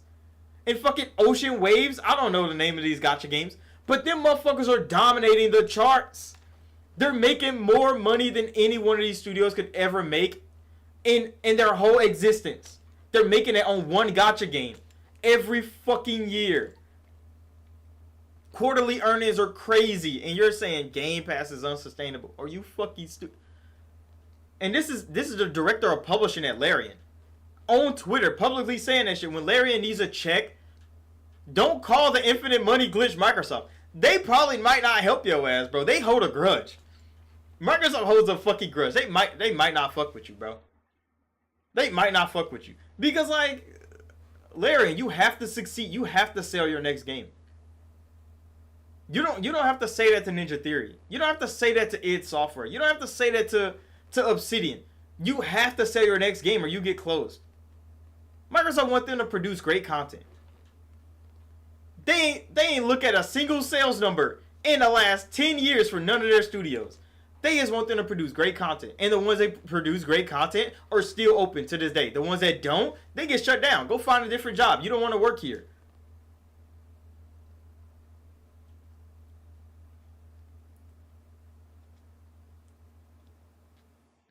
You said it's not about games anymore. It's about making their cash. I mean, yeah, that's exactly what it is. I mean, it's all about prestige and all that because, like, Larian can't be the big name that Larian wants to be if they don't sell 30 million. If they don't have a game that could touch as many gamers and sell as many copies as Skyrim.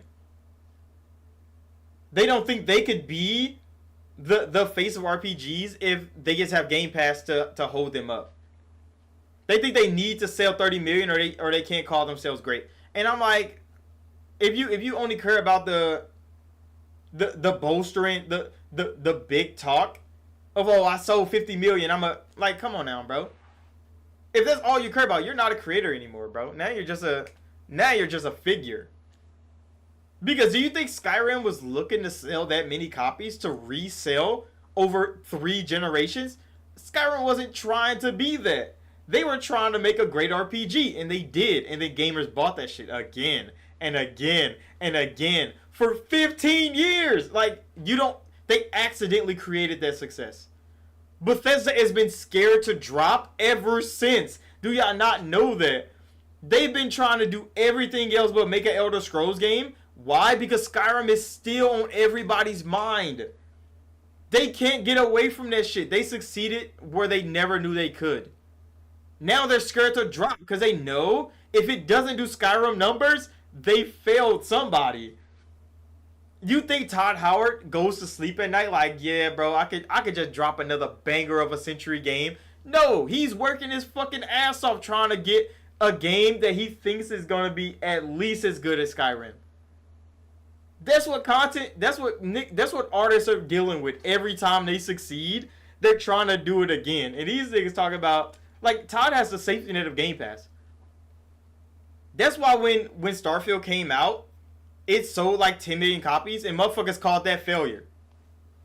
A brand new IP from Todd Howard sold 10 million and that failed. Think about that shit. That is crazy to say. But it's Todd Howard. You're expecting this nigga to sell 30 million, 40 million, 50 million. You're expecting this nigga to do crazy numbers. This nigga sold 10 million copies and he dropped the Game Pass day one.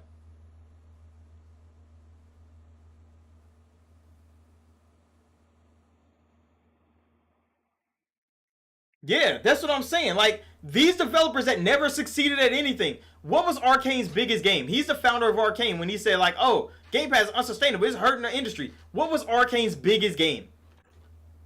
Was it Dishonored 1? Because Dishonored 2 didn't do that well.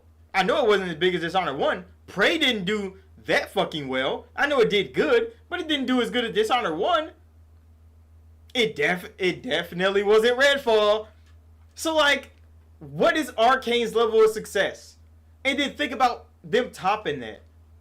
Topping that should be easy. When you're Arcane, you haven't succeeded at anything. Larian Studios, the director of publishing, is talking. Larian Studios failed to be successful. I mean, like, hugely successful, widely successful for a long time. They got Baldur's Gate 3. Baldur's Gate 3 probably sold like 30 million copies. Maybe even more than 30 million. Now Baldur's Gate have to make another game. They're leaving the Baldur's Gate IP behind. They have to make another game. If they don't sell 30 million, what happens to Larian Studios? They don't have a Game Pass safety net like Todd does. He could drop a game that sells 10 million and not have to worry about closing his fucking doors. He can still work on his next project to try to get better, to try to learn new systems like they did with Starfield. Larian can't, they don't have that. They don't have that. They have to succeed. So when you know you have to succeed, maybe you pull out your best work, but everybody don't work under pressure the same way. So if Larian fails, you wish you had that infinite money glitch behind you. They be praying to have that infinite money glitch behind them. But then they want to talk shit about it when they don't. Because they have to, they feel like they're working harder out here in the industry because it's hard knocks. Because you didn't grow up, you didn't get born into a good family like the initiative did. Like, I understand, like, there's some kids that come from privilege and they don't learn shit. And you get kids to end up like the initiative. You have to cut their ass off, they go and they fail in life because you the one that held them up the whole time. That happens. Sometimes it happens like that. Sometimes you get kids that's born into privilege and they go on to do amazing things because they had that motherfucking groundwork laid for them by their parents. Or you find some motherfuckers that come out the dirt. There's some niggas that came from nothing. They rose to the top and they do great things. That's the exception. That's not the rule. There's a whole lot of scum down there. And they were born down there. They're going to stay down there. The same thing with fucking game studios. But for some reason, parents giving their kid a foundation to fall back on is a problem. That's exactly what Microsoft is doing for these game studios with Game Pass. And they're like, you shouldn't be helping your kids. You should want them to fall on their face every time they fail. And it's like, no. Because that's going to encourage them to not try harder. Because if they're falling from higher up, like Bethesda. Like, because there's going to be like Compulsion. Compulsion has never succeeded. They've just produced content. They've never really succeeded. So when they finally succeed somewhere, if they fall the next time, they're just going to fall on the net. They're going to get back up. They're going to try again. But when you see studios like the ones that made Concord, their first game out for Sony was Concord. They had $30 million behind them. They failed. The game got shut down in a week. What happened to Firewalk? Sony didn't be like, oh, get up, dust your knees off, try again. Fuck no. They ass went right to the morgue. They're dead. They don't exist no more. Their IP don't exist no more. Most of them don't even got a fucking job. And they're crying about Game Pass, bro. I really don't like old developers, bro. I really don't like the old developers. Like the elders. They be talking like, oh, the old way was so much better. Then why don't you work at your studio that you founded? Why did you leave? Why did you go? Where did you go? Why did you leave? Why did you start a whole new studio that haven't achieved anything? If you cared about the old way so much, you should have fought to stay exactly where you were. But you didn't. You walked away because you thought there was something better, and then you didn't find it. And I'm like, it has to be bitterness. In a lot of these old ass developers, it has to be some bitterness somewhere. And it's like, I feel bad for your studio, bro. You're a leader somewhere. This nigga's director of publishing. Come on now, bro.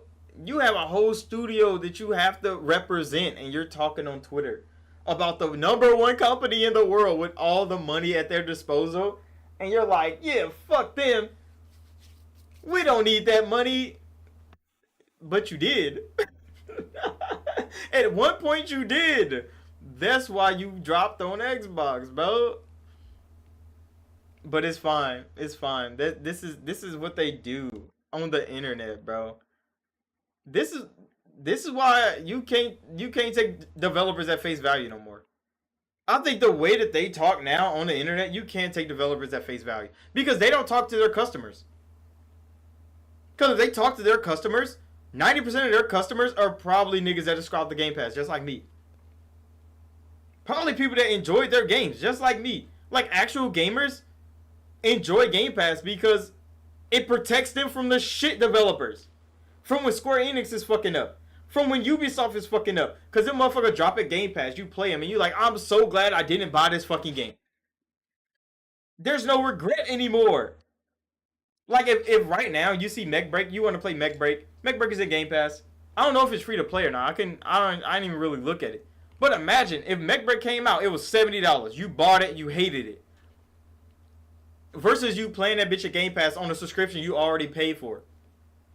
That you were playing Clair Obscur in one of the greatest fucking games to come out in a while. You're playing Clair Obscur in Game Pass. You see Mech Break, you're like, I'll go fuck with Mech Break. And you fucking hate it. You're glad you didn't buy Mech Break, didn't you?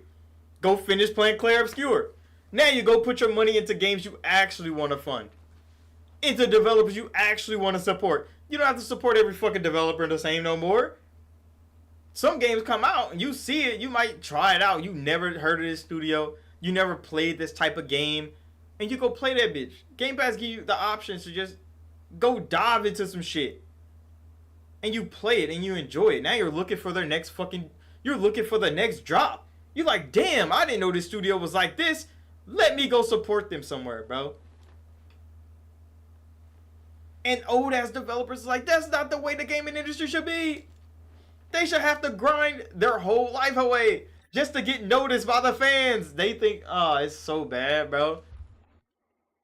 It's so bad. But like, that's how they be thinking. These developers don't give a fuck. That's how they be thinking.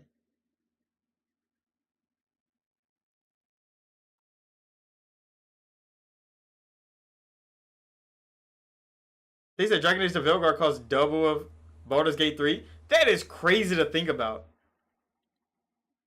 That Dragon Age the Veilguard costs more than fucking $100 million?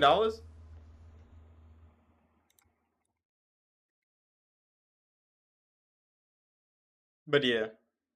Microsoft is legit. They're funding the next generation of gaming. With their own fucking money. They're funding the next generation of gaming and everybody hates them for it. They're like, why are you doing this?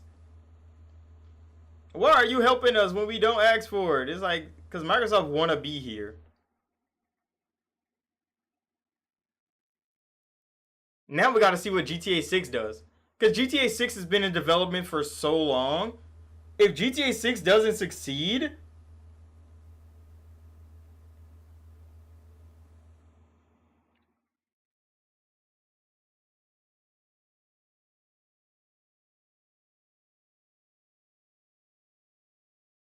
You said it sucks so much, buyer's remorse? Yeah, because developers don't believe that gamers should be able to have buyer's remorse. A lot of them don't think gamers should be entitled to buyer's remorse anymore. Because that's the reason like GameStop and like all those like other game things, all the used game stores, they're kind of dying out, and digital media kind of took away the refund system, so you can't just sell your game no more. You're only buying licenses anyway. So they think they're entitled to your money even when you hate the product that you bought. That's why they don't produce demos no more. That's why they hide the fucking real gameplay behind freaking CGI trailers and shit until the game comes out. Until the game comes out and you buy it because you're hyped, and then you hate the fucking game. And then what do? As a fan, you're sitting here with a game you don't want to fucking play. You can't sell it to nobody. Why? Because you only buy licenses now. You got it digital. Physical copies don't even resell no more. And you're like, damn, bro. They got me. And now Game Pass is protecting the fuck out of gamers from this shit. Cause now you just got download remorse. Like you give a Game Pass game 30 fucking gigabytes of your storage. You download it, you play it for a little bit, and you're like, nope, no, this is not for me. And you throw that shit in the trash. Cause there's games that are produced to get you into the game. Like right now, some of the biggest third-party AAA developers, they're producing games where the tutorial is more than 2 hours long. Just look at Assassin's Creed Shadows. When the tutorial is more than 2 hours long, you can't get a refund on Steam. So why are they producing games like that now? Because the refund system on Steam is for the gamer. It gives you 2 hours. You can try out any game you want. And if you don't like it, you can get your refund. That's a lovely policy, Steam. We love you for it. And now developers are making tutorials more than 2 hours long, so you don't even get to play the game yet until your refund is already taken from you. And then what the fuck do you do as a gamer? Because you played the tutorial for 2.5 hours. The game finally opens up and you're like, wait, this motherfucker suck. Yeah, you said when you bought a bad game, you had to find another kid to trade it with. Yeah, or you took it back to GameStop. You took it back to GameStop. Yeah, let me get something else for this, bro. You got a Power Rewards card? Yeah, I do. Give me some power points or something, bro. I don't want this shit. Yeah, or you like give it to your cousin for a game that they got to see if they like it. Like nowadays, like shit, you're stuck with a trash game that you spent top dollar on, bro. And it's like, why the fuck would we want to do that? So now you're looking at every game release. You're skeptical as fuck. You can't even be excited for games no more. That's exactly what happened to the gaming industry. Niggas can't be excited for games no more. Because you don't know if the game that you see is actually going to be the game they produce. It happened with Cyberpunk 2077. Everybody was hyped for Cyberpunk.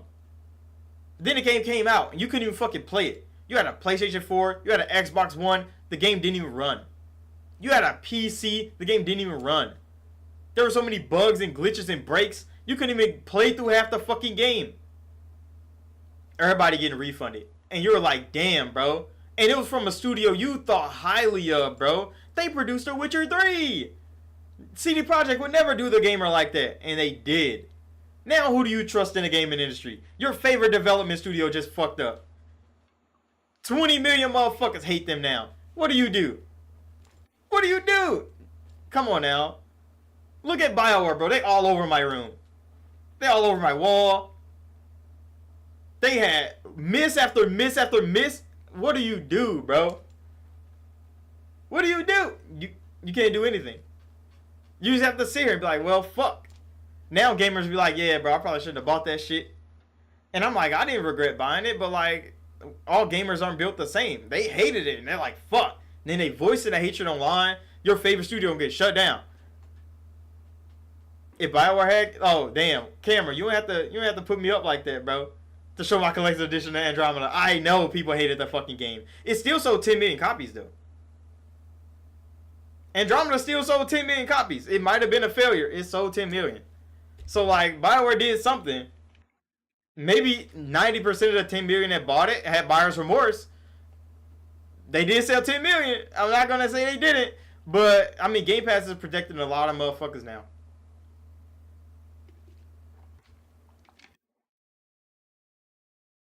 And if developers are upset about that, they're the problem. It's not Game Pass isn't the problem, bro. Game Pass isn't hurting anybody. It ain't hurt a single soul. We've seen it help more people than anything. You said that's why you're afraid as fuck with Mass Effect 4? You said they're gonna fuck it up?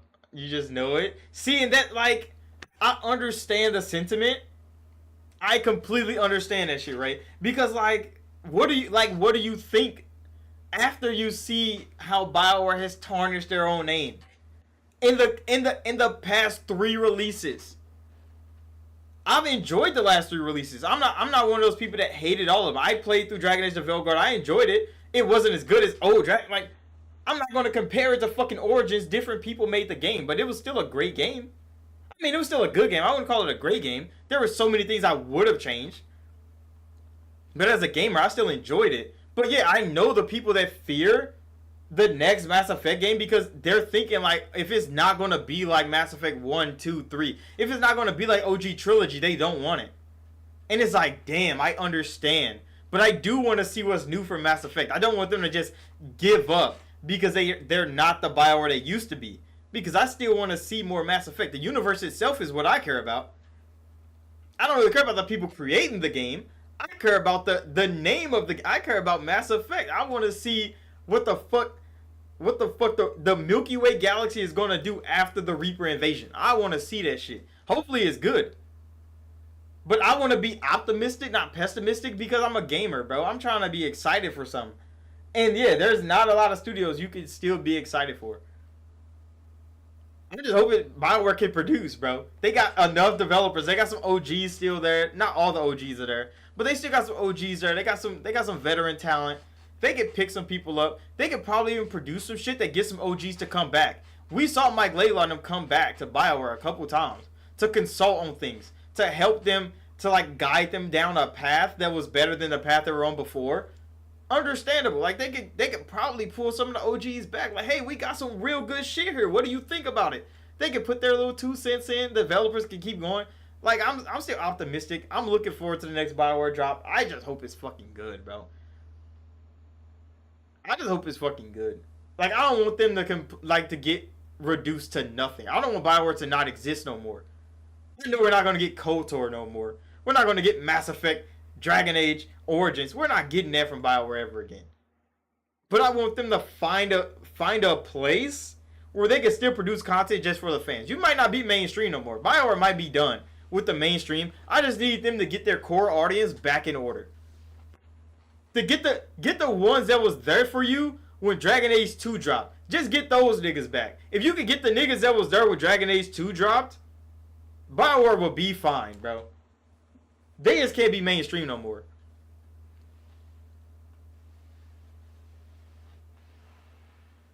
You said it's not the same tone, not the same game. I mean, but Dragon Age the Veilguard and Inquisition had exactly the same tone. The tone was exactly the same for those 2 games. So, like, if you're going back 2009 versus 2019 or 2020 something, like, well, Veilguard came out, yeah, last year. Holy shit, it was only been a year since Dragon Age the Veilguard came out. But yeah, Dragon Age the Veilguard came out last year. But, like, the 10 years from Inquisition to Dragon Age the Veilguard, the tone was exactly the same.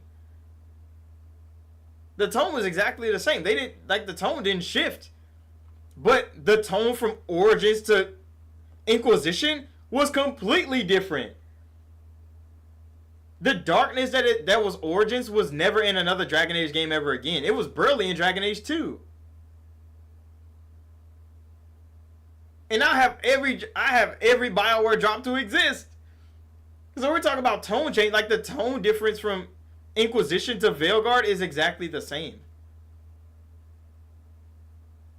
But they did the Inquisition team was full of old veteran fighters. Like they've been doing this shit a long time. The Veilguard team was full of motherfucking kids. It was full of young them motherfuckers was like 20. They were mid-20s at most. They were literal children. all on a team. That's why the tone is so different, because like those are young ass people, bro. All the people on the Velgar team was younger than me in real life, bro. And that's how kids are nowadays, like young adults. Since I be around a lot of young adults when I work at a college, a lot of young adults are exactly like the people that were in Velgar, bro. That's the reality of the young people nowadays. But like, if you don't like the young people nowadays, of course you don't like the new young people they're going to put in games, because they're not going to be like the old grizzled motherfuckers that we grew up with. Everybody's soft as fuck now. So like, I understood that because I interact with a lot of young people all the time. Some of my new employees be young as fuck, bro. They be like 19, 20, 22 years old. Like, they're young. They're hella young. And I'm like, this is how young people are. You kind of learn that from them. So when I play Velgard, yeah, these motherfuckers younger. They're like Tosh. Like, the baristas at Starbucks, at my Starbucks, you think they don't act like Tosh has? You think they don't act like they're weird as fuck, bro? They got pink and purple hair and shit. Like, they weird as shit. And I'm like, this is the young people. And other young people love those young people. And I'm like, what the fuck? But me old as fuck, I don't understand. What the fuck are you like this, lady? You could be normal. But they don't want, the weird ass people now are like the new normal. And it's like, god damn, bro, why the fuck?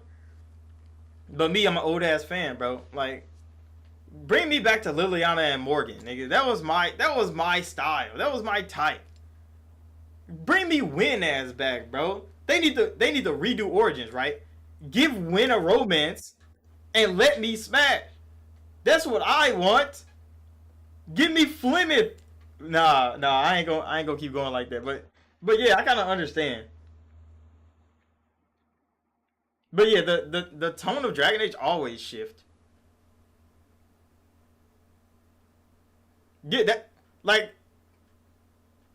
when they make the cast younger, it's the problem. Because when I've been playing Andromeda, like live streaming it. I think I'm on like part 6 or part 7. I'm gonna be live streaming it again tomorrow. But like, when you play Andromeda and you see the cast is so young, like Suvi still talks about her mom and dad, and like fucking the Solarian just left the house. Like, this is his first project he's ever been on. And then you talk to Ryder, nigga, he's still talking about his family. Like, the Ryder twins, their dad just died in the beginning of the game. So like, all these kids are still like leaving the nest for the first time, bro. And I'm like, that's why people couldn't relate to this game, because all the BioWare fans up until that point were older. So now we're looking at kids fumble around trying to find their footing, and it's like, no, bro, because Shep was old as fuck. Garrus was old as fuck. Like, Rex was old as fuck. Like, the characters we like the most, like Ash was like 30-something, bro. Like, the characters we like the most, they're older. They're experienced. They know what the fuck they're doing, and we like that they know what they're doing. Now we're the old ass motherfuckers, bro. And we're looking at these young ass inexperienced kids, and we have to play with this shit, and it's like, fuck. I think that's where Claire Obscura got it right. Because they had like the older characters. Yeah, look, and everybody I know that played a little bit of Andromeda, they know like, that nigga Alec should have been the main character. And I have that same sentiment. Because Alec would have been a dog. He was a first contact veteran. We know that nigga was a dog. I just wish he didn't die that fast. I think Andromeda would have been a better game if Alec at least lived until you seen the cat leader for the first time. I think that would have been a better point in which you become the child. Like, you become Ryder, like Scott or Sarah. Like, if you become Scott or Sarah after Alec dies to the cat for the first time. Because you meet the cat maybe like 6, 7, 8 hours into the game. You finally see the cat leader. He like stop y'all ship. He run y'all through the Scourge. If Alec was there at that point in time and you fight the cat leader the first time and Alec dies saving you or some shit, that would have been a more impactful moment. You would have been tied more to the story as Sarah or Scott with the cat, but the cat are just some random ass villain in the universe. and you're just doing random ass Pathfinder shit in the universe. Alec is dead. You don't know what the fuck his plan was. And it's like, that's why everything seems so fucking convoluted. It's because there's no drive. There's no reason to hate the cat besides the cat trying to kill y'all. There's no real plot device. The cat are not even they're not even a scary enemy. They can't even make them scary. Why? Because they've done nothing. We haven't seen the cat accomplish anything in the fucking game. But we supposed to be avoid the cat and try to survive around them until we have to face them face front. Like, we just dealt with the Reapers, bro. We just dealt with the Collectors. We just dealt with Saren and the Geth. You expect us to be scared of the cat and the Remnant? Get the fuck out of here, bioware. Like the villain got softer. Because they didn't, like, they're unaccomplished enemies too. Like, when you see heavyweight fights, bro, and you're like, this nigga been knocking niggas out for 10 years straight, and he's fighting a new nigga knocking niggas out. Yeah, like, it's like the fear factor of the enemy is gone. The mystique of the enemy is gone. The cat, come on now, bro. Y'all might be good at bioengineering. Y'all turn niggas into cat. But we already had the Reapers doing it, turning niggas into husks, into cannibals, into reavers, into marauders. Like, we seen it. Like, we understand it, and we're not scared because the cat just look weak, bro. The cat look weak. Their design looks soft. They got big eyes. Their eyes make them look so adorable, bro. Like, you can't even be mad at the cat. Like, when you see the cat come on screen and they look at the camera, like, they're adorable ass creatures, bro. They're adorable alien life form. They don't look scary. Like, even when you look at, like, hold on, bro. We need to go find what the fuck is the leader of the cat? Let me go pull up a clip real quick. The leader of the cat is cute as fuck, bro. Like, in a odd, like, creature-like way.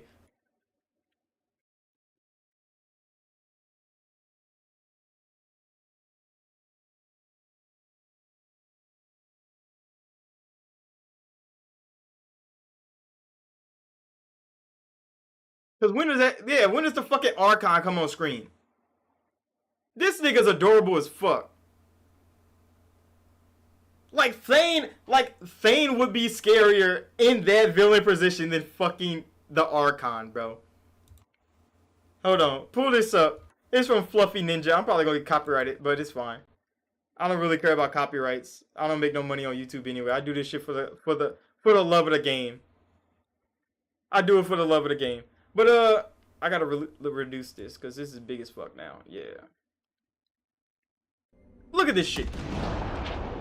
Because this is after Alec dies.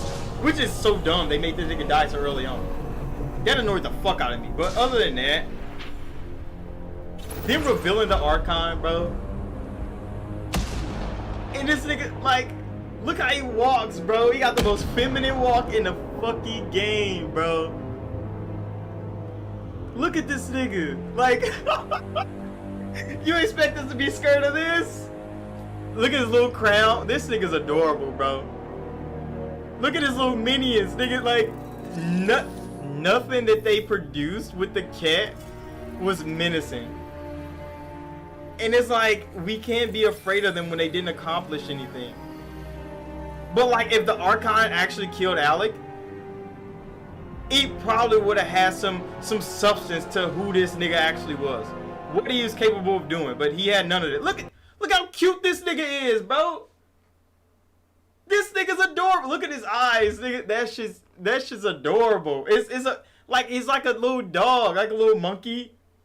Like when you see those howler monkeys with like white fur under the bottom, they got big eyes on their little head. That's exactly what he looks like, bro. Like a lemur or some shit. Like he's an adorable creature. Look at this nigga. You expect me to be scared of that face, bro? When y'all had Batarians? Y'all had Batarians, and you expect me to be afraid of this? They lost us. They lost us at that point. Yeah, he look like a fucking Pokemon, bro. Like he's supposed to be running around saying, cat. Nah, bro. Like that nigga's adorable. They didn't have a scary villain. The Remnant was mindless. when we had the Reapers, sentient robot beings, bro. We had the Geth, sentient robot beings. They were doing whatever the fuck they wanted. And then we had the Remnant. And they were just robots building and destroying shit. Like, mindless robots. They had no intelligence at all. Or no intelligence that we've seen. Because whoever built the Remnant didn't make them smart. It just programmed them to do shit. But, like, we just came from a demonic era. The Milky Way was a wasteland full of craziness. We had the fucking Rachni, and you give us the cat. Them bugs was popping out of vents and shit. They was coming from the trees. And you got the cat, bro. These niggas jump out of space shuttles like any other being. They got guns. They got cloak device. The cloak is kind of cool. I like their little orb that protects like their higher ups. Like that little mini game that you gotta like destroy the orb to hurt them. Like that's kind of cool. That's a new like shield technology that they got that's different from Milky Way. But like the fact that we could easily clap the cat since we met them with pistol in hand, the cat were never a menacing creature. They were never scary. Like they never showed the cat do anything that we were like, oh shit, we should be worried about our being, bro.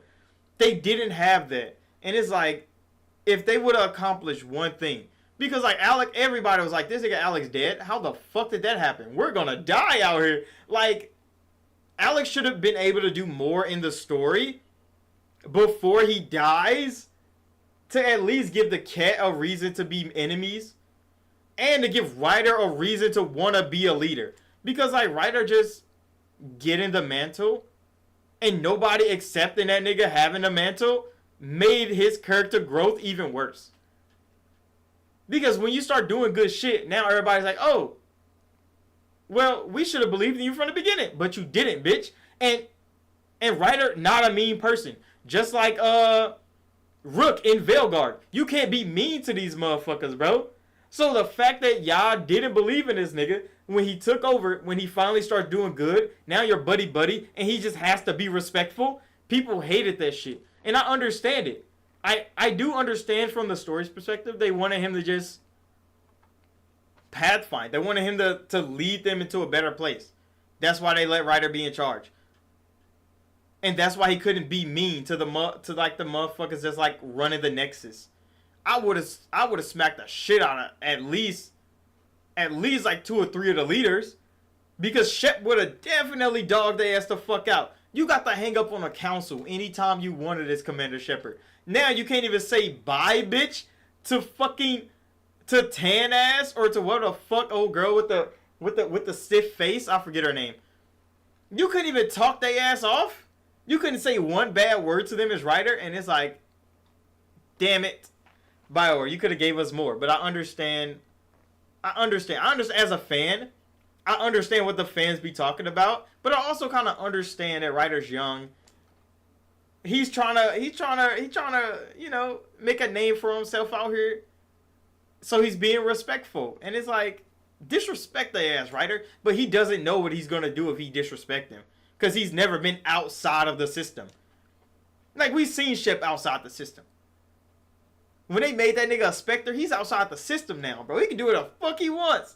But he already understands who he is. Like, Ryder don't know who the fuck he is or she is if you play Sarah. They don't know who the fuck they are. That's why they're just fumbling around. They're trying to make nice with everybody they can. But yeah, Alec he would have smacked the shit out of the whole Nexus. He would have beat the shit out of everybody on the Nexus. Like, y'all been fucking up. Nigga, we've been 600 years asleep. We wake up, everything's shit, and y'all can't get y'all shit together. Alec would have been a dog in those scenes. And we didn't get that. But I understand it. And that's why I kind of like enjoy what we have and not be too upset about what I wanted. Because I can see how it could have been better. It could have been better. Well, what they gave us could have been better, but I don't really hate what they gave. I can never really hate what they produced, but I do always think like, this could have been better. That could have been better. I wouldn't have changed too much about Andromeda because I like the new way they were putting things. I would have made the game faster though, because fuck, the game is slow as dirt. Andromeda is fucking slow, bro. Every transition in the game is so cinematic. It's slow as dirt. And I'm like, I want to play the game, bro. I'm getting tired of looking at all these fucking glorified loading screens. That's why everything's so slow, because Frostbite is just a slow ass engine. It was just a slow ass engine, but now they're going back to Unreal. They're going to feel better there. And I do want to see what the planets look like with Nanite and Lumen. It's just, BioWare is not going to need a lot of developers since they're using Unreal. That's why a lot of motherfuckers got cut. What time is it? Oh my goodness, bro. How long have I been streaming? How did y'all let me stream for 2.5 hours? I wasn't supposed to stream this long. God damn it. And I'm just yapping about. But yeah, I gotta get going. I knew it was abrupt as hell to how to end the stream like this, but I gotta get going. Yeah, like, bro, bro, I say that when I'm live streaming the game. I'm live streaming it tomorrow, probably like 9, 10 o'clock in the morning. I usually do morning live streams, but combat carries the game. Combat carries the fuck out of Andromeda. The combat team, they did everything in their power to make the game playable, but I think the design team and the art team had too much leeway, bro. Because that shit is a glorified tech demo. You be looking at shit for way too long, bro. Transition from planet to planet takes too fucking long. Scanning takes too long. The anomaly detection takes too long. All the presentation shit on the front of the game is dragged the fuck out. But when you get in combat, it's fast, it's snappy, it's fluid. That nigga's going from in and out of cover. I got the blink now, so I be blinking through solid matter, bro. Clapping niggas. It's so good. Yeah, I think where Anthem fell off is the fact that BioWare never produced content that fast. They never was capable of producing content that fast, and the fact that they created Anthem, it was great. Combat was great. The environments were great. The story that they had in there was actually really fucking good. The new ideas they created was phenomenal. But then they had to keep producing content. And they're like, oh, we need way more time than this. And they're like, no, like, we need content right now. And I'm like, they couldn't do it. And EA gave them a chance to try to produce content. They produced a little bit. Because, you know, we got a little bit. We got like one more dungeon and something like that. But then they needed 6 months to create more content. And EA was like, we don't have 6 months. The game died. Why? Because content wasn't going to be coming for another 6 months. That's what they announced. And then they're like, okay, we're gonna try to fall back. We're gonna have a small team. We're gonna produce some shit. And the small team couldn't produce enough to revive the game. So they shut the whole thing down. And now Anthem only has 6 months to live. And I'm like, I still play Anthem once a week. I still play Anthem once a week. You said once you get started on Mass Effect, time flies. I know, bro. That's why I keep replaying the trilogy. It's just, there's no studios making games like BioWare ever created games. Even like how BioWare make games now. Even though people don't like BioWare games now as much as they did like during Mass Effect 2 era, BioWare, there's still no developer making games like BioWare made games. Spiders was at one point, but now they stopped. Now they make it fucking Greedfall, the CRPG.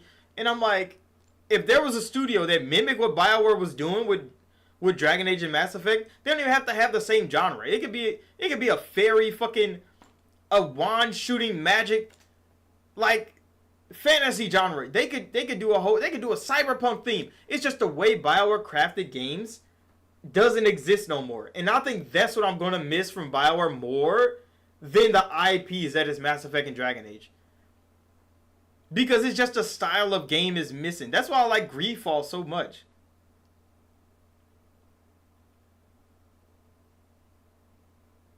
Yeah, it's the story. And the story was good. It was just so short. Anthem's story was really good. It was just hella short. It was just hella short.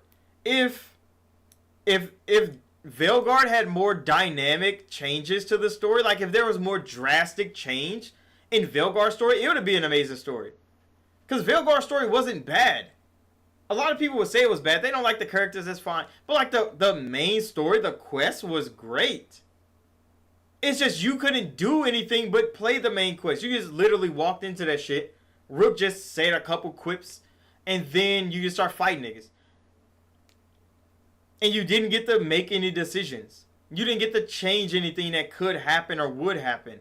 Rook just walked through that shit. And you just had to watch Rook walk through that shit until the end of the game, when you got to make all the decisions. And then it's like, damn, I wish this was sprinkled through the game a little bit, because the game would have been better if you made more decisions as Rook. But you couldn't make any decisions until the end. And then all those decisions were permanent.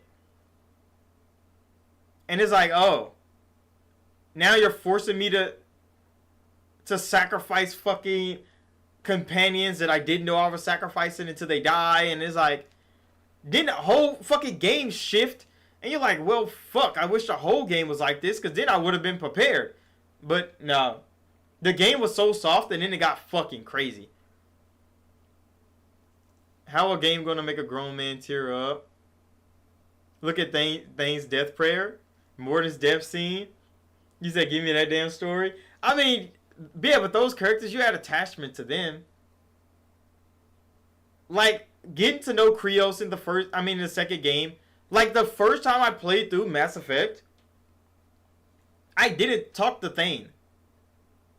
So, like, Thane's whole character thing, like, I ignored the fuck out of Thane until I had to do his loyalty mission.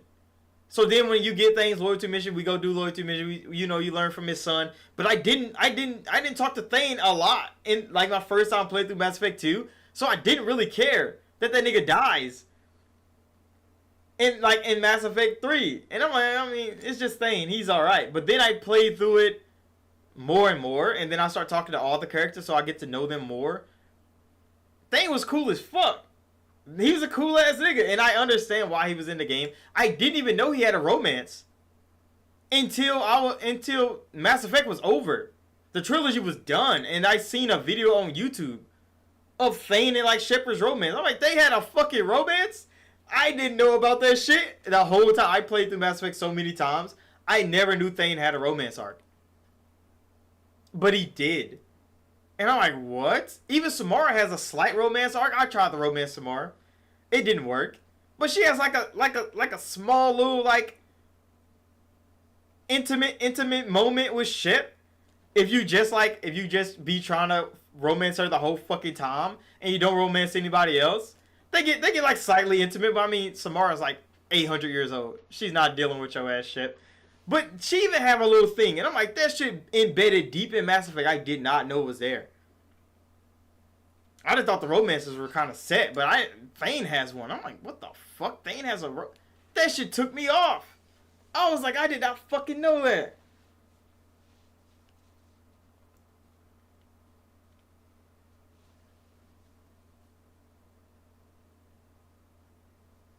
You said you played his loyalty mission, you can't have him around. Yeah, see, when I first played through it with Liam, because Andromeda was built with female, like with Sarah Ryder in mind as a main character, and there's so much female fan service in the game that I don't think men are supposed to play Mass Effect Andromeda. I high key don't think, because like everything they do is, I swear, cater towards the women, bro. Because that nigga Liam have his shirt off a little bit too much. He has his shirt off a little bit too much. And I'm like, why the fuck this nigga always shirtless, buddy? They even had what's his name? The Angaran dude. They had that nigga walk around butt ass naked at one point. And I'm like, BioWare, who is this for? It was for it wasn't for me. I don't know who the fuck it was for. It wasn't for me, BioWare. I don't know why you put that in the game. But we don't get the male equivalent of that. Like they don't got motherfucking, they don't got PB and what's her name? And like Core walking around half naked and shit. They don't do that a single time in the game. They don't give us a beach episode, but they have fucking Liam and the Angaran butt ass naked walking around and shit, no shirt. Nah, bro, they was hoeing. They was hoeing in Andromeda.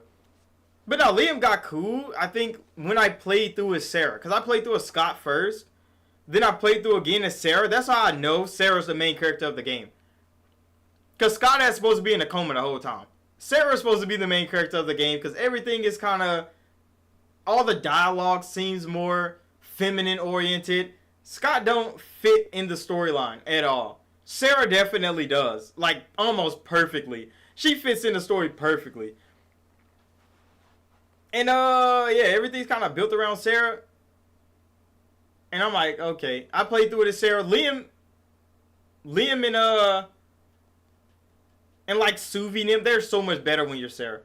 They're not that good when you're Scott, because I don't think they like that nigga Scott that much.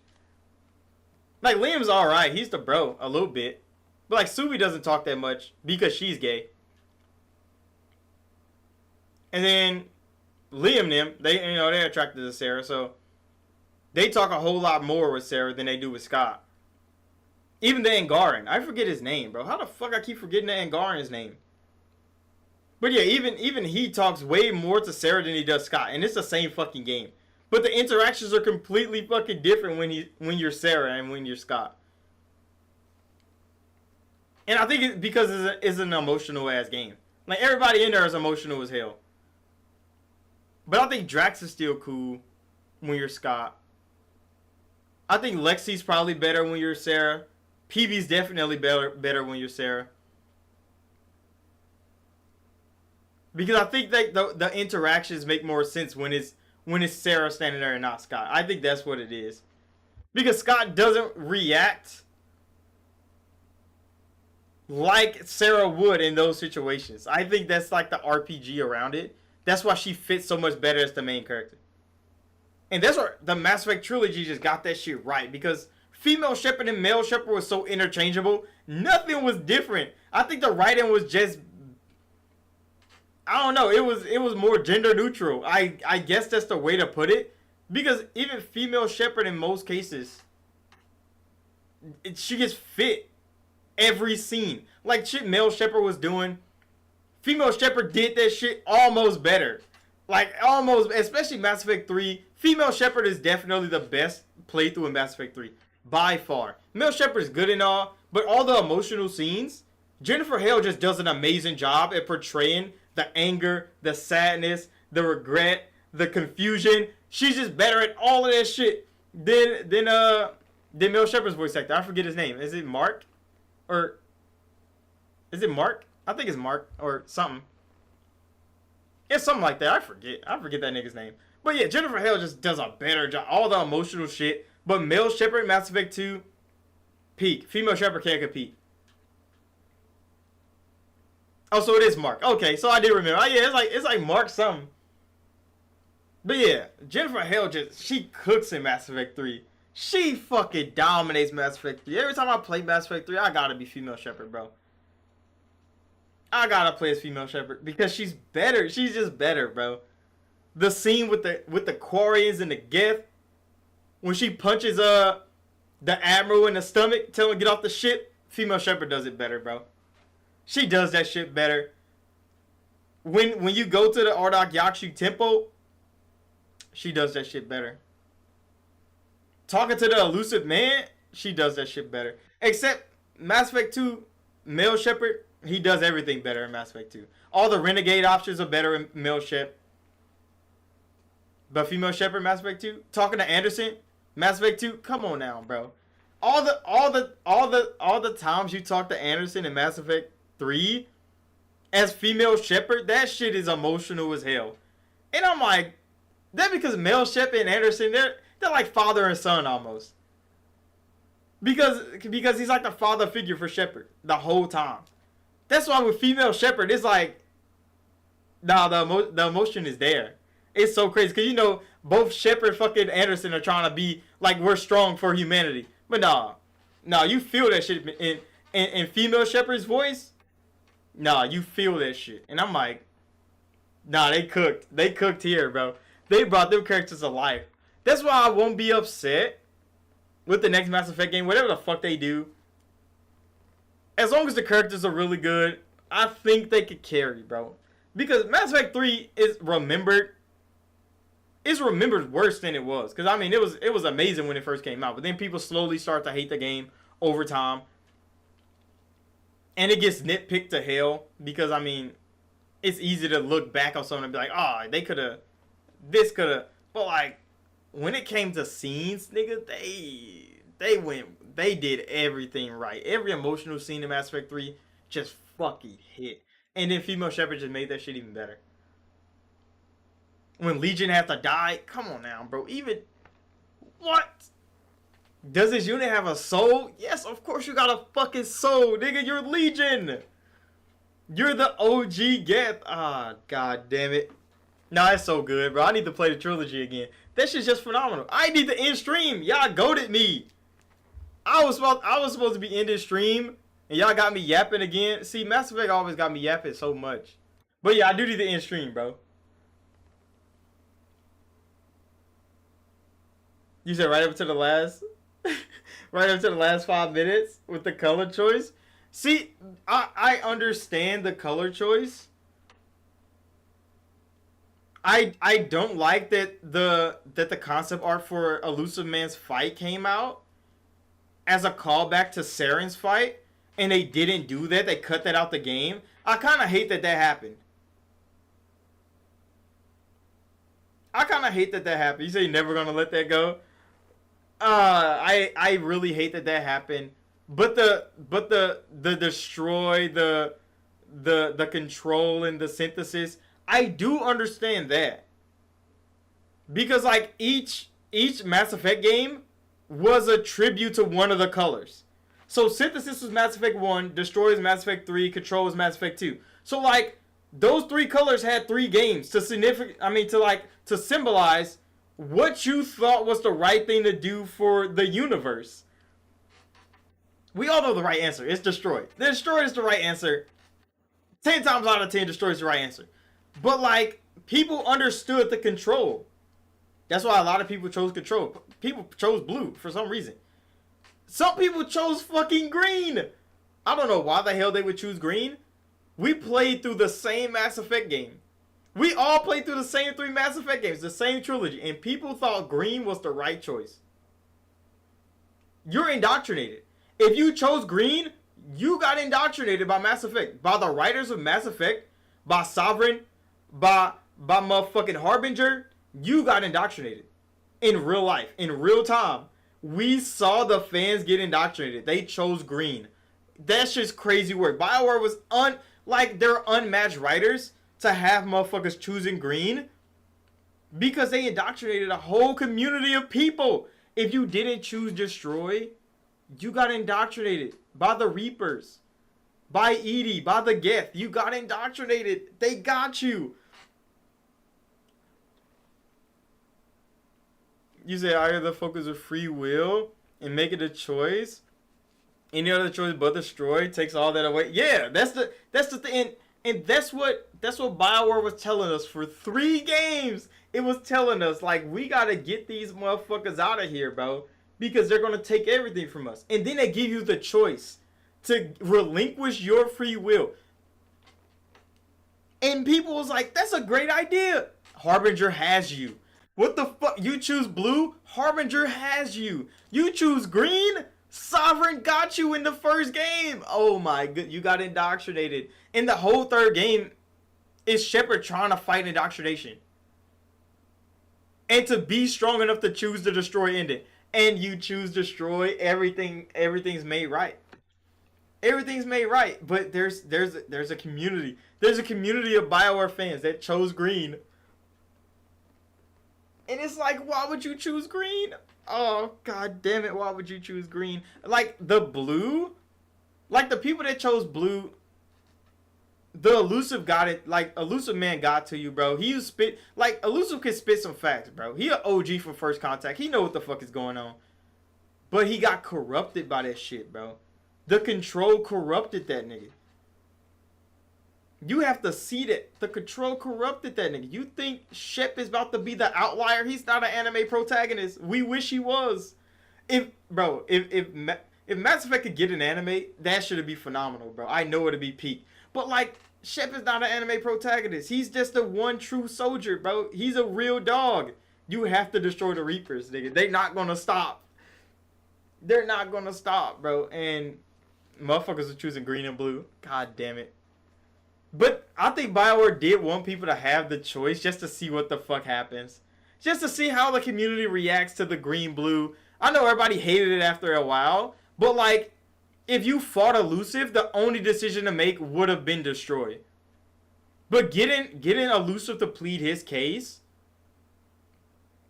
and then to get Anderson to plead his case, and they argue back and forth, because you know, like, those are the two options that are like pulling Shepard side to side. I kind of understood the talking ass ending versus the combat ending, because they wanted to like give people the grounds to make that decision, to hear every side. It's a consensus out here.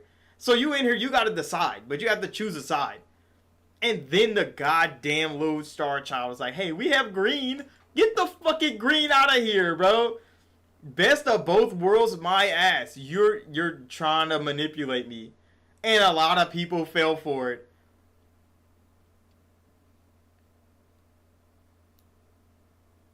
You said the same damn movie with different filters? I mean, the light coming out of the catalyst, I guess, yeah. But every scene after that was different. So with the destroy ending, showing the relays, showing all the ships flying together, trying to re-piece back together the galaxy, or the blue one showing the Reapers rebuilding the universe, exactly how the Reapers had it before we destroyed it with the catalyst, or green with everybody and the Reapers working together. It was so weird. Green was so weird. All the endings to the game were completely different after the light show, I guess. But like, if you only talk about the light show, you said no, 95%. No, all three were different. What? I did all three just to see what was different. All three of them motherfuckers are different. Hold on, we just have to go real quick. God damn it! What time? I'm gonna just be late. It'll be fine. What they gonna do to me?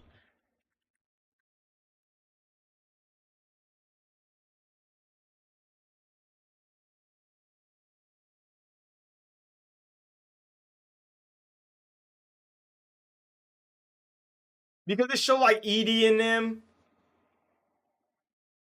all together.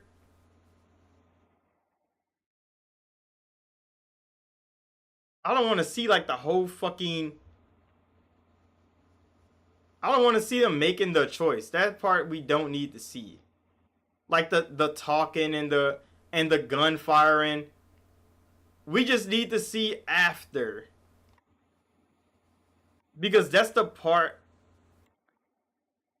that's different.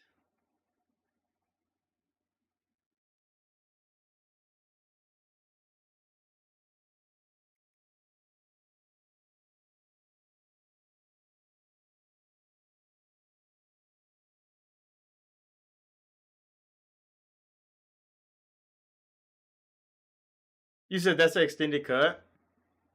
I mean, yeah, but the extended cut came out the same year. No, it came out with the DLC.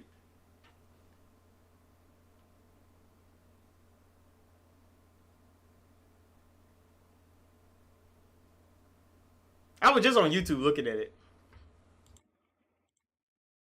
My bad.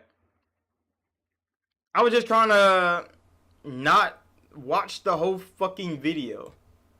Like, I wanted to find a shorter one, is what I was doing. Because all of them are like 50 minutes long, and they show Shepard shooting the thing and grabbing the thing. I'm like, I don't want to see all that shit. But yeah, it's the after the lights. After the lights, yeah, I think it is like the extended stuff. Where they show like eating them living in the green world. Everything's fucking weird. Or how the Reapers are rebuilding the universe. Like, those are the things, yeah, but everything before that, yeah, is exactly the same. Because it just shows all the things get wiped away. Except it shows the Reapers fly away versus dying. It's the only thing that's actually different. Yeah, because this shit's so fucking long. But I mean, I guess we could just watch this. You said, there you go, 2 minutes? What do you mean? I mean, YouTube probably banned the fucking link. They love to do that to me. They love to ban links. Every time I try to post links, they ban them bitches too. So I didn't get your link. Who are you? But it's fine. Hold on. We're just gonna skip through the fucking catalyst. Because we don't need the options explained. We know what destroy ending looks like. Blue light. Because this is when all the ships run away. And then the Reapers die. The only thing different between that control, they just fly away. Does the Normandy crash land? Oh, it does crash land. Yeah, because all this is the same. It's just after that. Shepard talks after this one.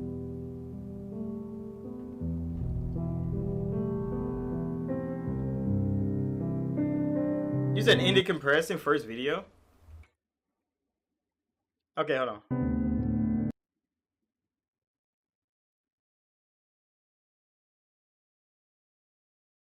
Oh, it's just gonna show them side by side?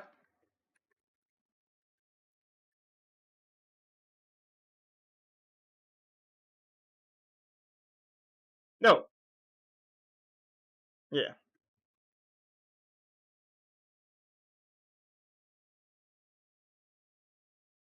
God damn it. I removed the ending part.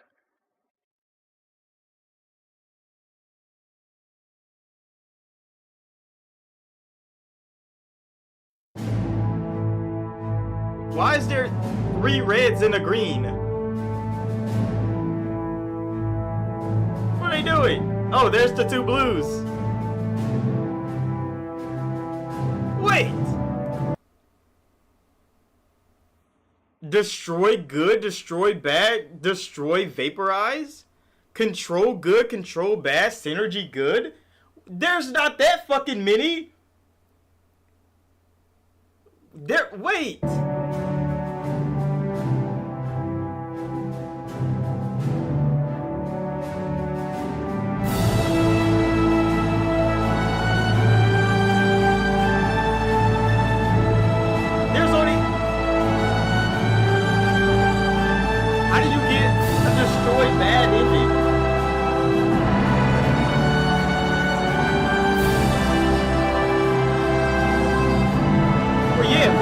This was all the same, because this is just showing what the catalyst does after you fire it.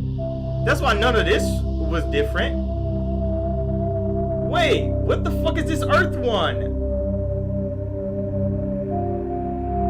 I've never seen that before. Hold on, go back. Go the fuck back, hold on.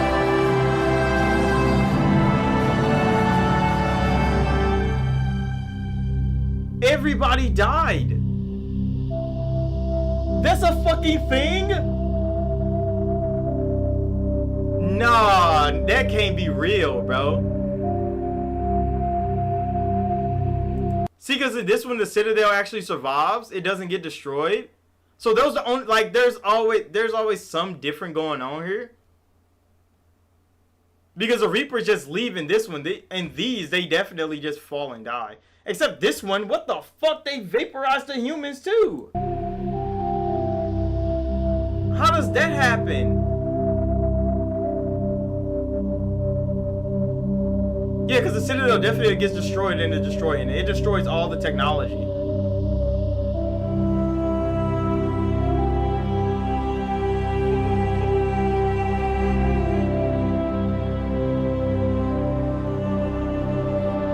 I've never seen this one though. The fucking vaporize? Cause yeah, it don't destroy all the technology in the control one because it's protecting it. It's protected all the Reaper tech. So like control and synergy and like, you know, synthesis, those are the same for sure. And then them running from the light because they don't know what the fuck is going on. That makes sense. But yeah, why would they still crash land? I don't know.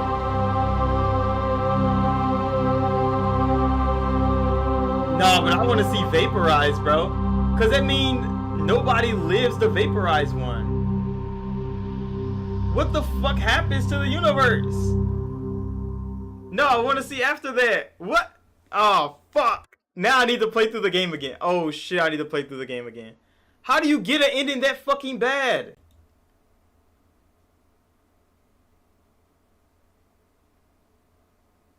No, how do you get an ending that fucking bad? I've never seen the Vaporize ending before.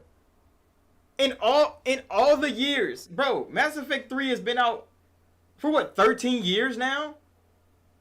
Nobody's ever once talked to me about an ending that vaporizes everyone. You said that was before the extended cut? I want to see what happens after the fucking Vaporize ending. Oh my god. That is, see, that is new as fuck to me. But yeah, the extended cut is what happens after that, because they did cut all that shit. I remember. But back then, I only beat the game one time, so I never knew the other endings was different until I went back and played through it, because that's when the Citadel DLC came out, the extended cut came out, and all that. That's when I went back to play it again to see like what they changed, and then play Citadel DLC. But I didn't know Vaporize was a thing. Holy shit! Because I only beat Mass Effect one time before the DLCs came out, because I couldn't afford DLC back in the day when I was a kid, bro. We were poor as hell. But I had the games, because the game trilogy case is like over there. So like I had the games, and then I only had DLC for the third game. I never played the DLC for the second game until the next go around of me playing through the games, because then I got like Pinnacle Station. I got fucking the DLC like Overlord and Shadow Broker, and then I got the other ones.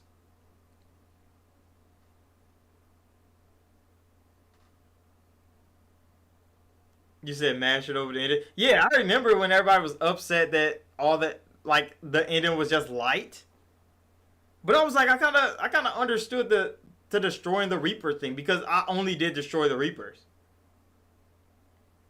And then when I went back to see the other ones, to see Control the Reapers and all that, Extended Cut was out already. So that's why I was disillusioned, I guess. I didn't have the same outrage, because yeah, I finished the game once. And then went back. So I understand now. I understand it now. But where the fuck did Vaporize? I need to see more about Vaporize, bro. I need to look that up. I need to see more about the Vaporize end. How the hell do you get the Vaporize end? That has to be the worst ending. You have to legit just not do shit in Mass Effect. Like, there's no, I don't understand how the fuck you can get the Vaporize end. Like, you have to not do any quests. Yeah, because how the, like, there, I don't even know how you could do everything wrong. I'm gonna have to play. I can't bring myself to do it, though. I can't bring myself to, like, disrespect the fuck out of the Krogan during the Genophage cure, or like side with the Dalatras. Like, I can't do none of this shit. But what else can you do that's bad? I mean, you could choose between the Geth and Aquarians, but that's not a bad choice to make. It's just one you kind of have to. You said it's like hurting your old friends. Yeah. But, like, there's nothing you can really do with the Asari on Ilium. You just play through Ilium. There's no choices you can make there. But you lose Ilium no matter what, because you lose the Cerberus. I guess you can not help Miranda. But what does that change? Like, I need to see someone play through the game so horrible. I can't do it myself. I don't think I can bring myself to play through the game that bad. I can't, like, I'm one of those niggas that I'm not killing Rex. I learned that you can kill Rex in the first game after I beat the trilogy the first time, and I went back to play through it again. I was trying to play through it fast, and then I got to the point where you gotta kill that nigga Rex. You said get people killed off with stupid choices. Not try. No loyalty missions. Yeah, but there's no loyalty missions in Mass Effect 3. So you would have to start. You would have to start fucking up in the first game to get an ending this bad. You would have to fuck up for 3 games. Because like the third game is just like a culmination. It's just everything coming back. You don't really change anything. Because you've already done all that in the first 2. So you would just have to like betray the Krogan. You do that. Yeah, like you would have to fuck up for the first 2 games in general. But see, if you fuck up too bad in the second game, I did do that. Where I played through the second game without importing my save from the first one to see like how a base second game nigga would be, because like PlayStation didn't have the first game at this time. They didn't have the first game at this time, so they only had the second game and the third game. So I played through the game without doing like having nothing imported from the first game to see how Mass Effect 2 was, and I didn't get 2 of the loyalty missions done. I think I didn't get to finish Thane's loyalty mission the first time, and I think I did Legions and not Tallies or some shit like that. And we lost quite a bit of motherfuckers, bro. I didn't get to upgrade the ship all the way too. So like I didn't have upgrades for the ship. What is it called? Like the shielding. And I think that kills Jack. Like if you don't upgrade the shields, I think Jack dies. Or if you don't upgrade the armor plates, I think Jack dies. If you don't upgrade the shields, I forget who dies. Somebody else dies, like on the way to the collectors. Like I was like, whoa, what the fuck? Because I ain't never had the ship not fully upgraded. Because I imported from Mass Effect 1 to 2 because I'm on Xbox. So you almost get the game completed for you if you come from Mass Effect 1 to 2. Because they give you hella money. They give you hella resources so you don't have to go mining on those fucking planets. They give you so much shit right off the bat from playing the first game and completing it to import the Mass Effect 2. So Xbox niggas got the leg up. So when I played through it with no imports, I fumbled hard. And I'm like, never again, bro. So I grinded the fuck out of that playthrough so I could not die at the end without no imports. And I didn't know that was a thing until I did that shit no import. And I'm like, nah, this shit's rough. That motherfucker's rough. But I did have, what's her name, throwing ass at the end of the game for me, though. What was the one girl name?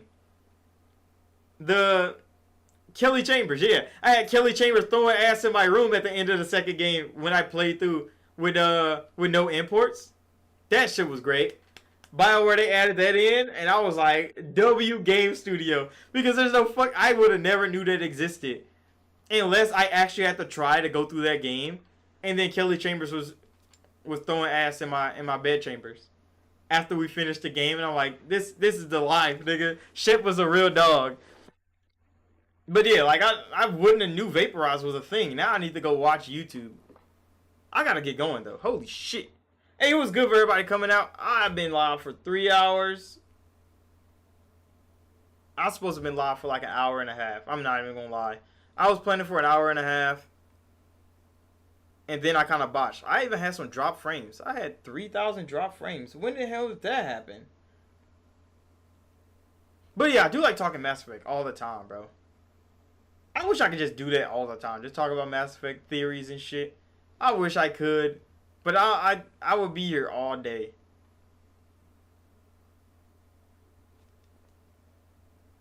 You said hit you up with that sidetrack action? Yeah, I swear, like, Mass Effect, like, BioWare themselves, bro, they could get me going anytime. But yeah, I mean, I'm a fan. I'm a super fan. So I try to be as critical as I can, but also like optimistic, cause I don't want to be like a doomer, like they're cooked. Like no, I want them to get back to form. But I also understand that this shit is not as peak as it was. But I am older, so like times have changed. I've grown as a gamer. There's more things I like, more things I don't like than ever before. So I know BioWare is not about to be for me all the time. But at least they can at least be themselves at least one more time until they get fucking shut down. But that's just me. So I'm going to end this right here. Make sure to hit that like button, subscribe. Gaming News Weekly. I've had such a good time. Thanks everybody for coming out. Make sure to hit that like button. And hey, I'll see y'all in the next one.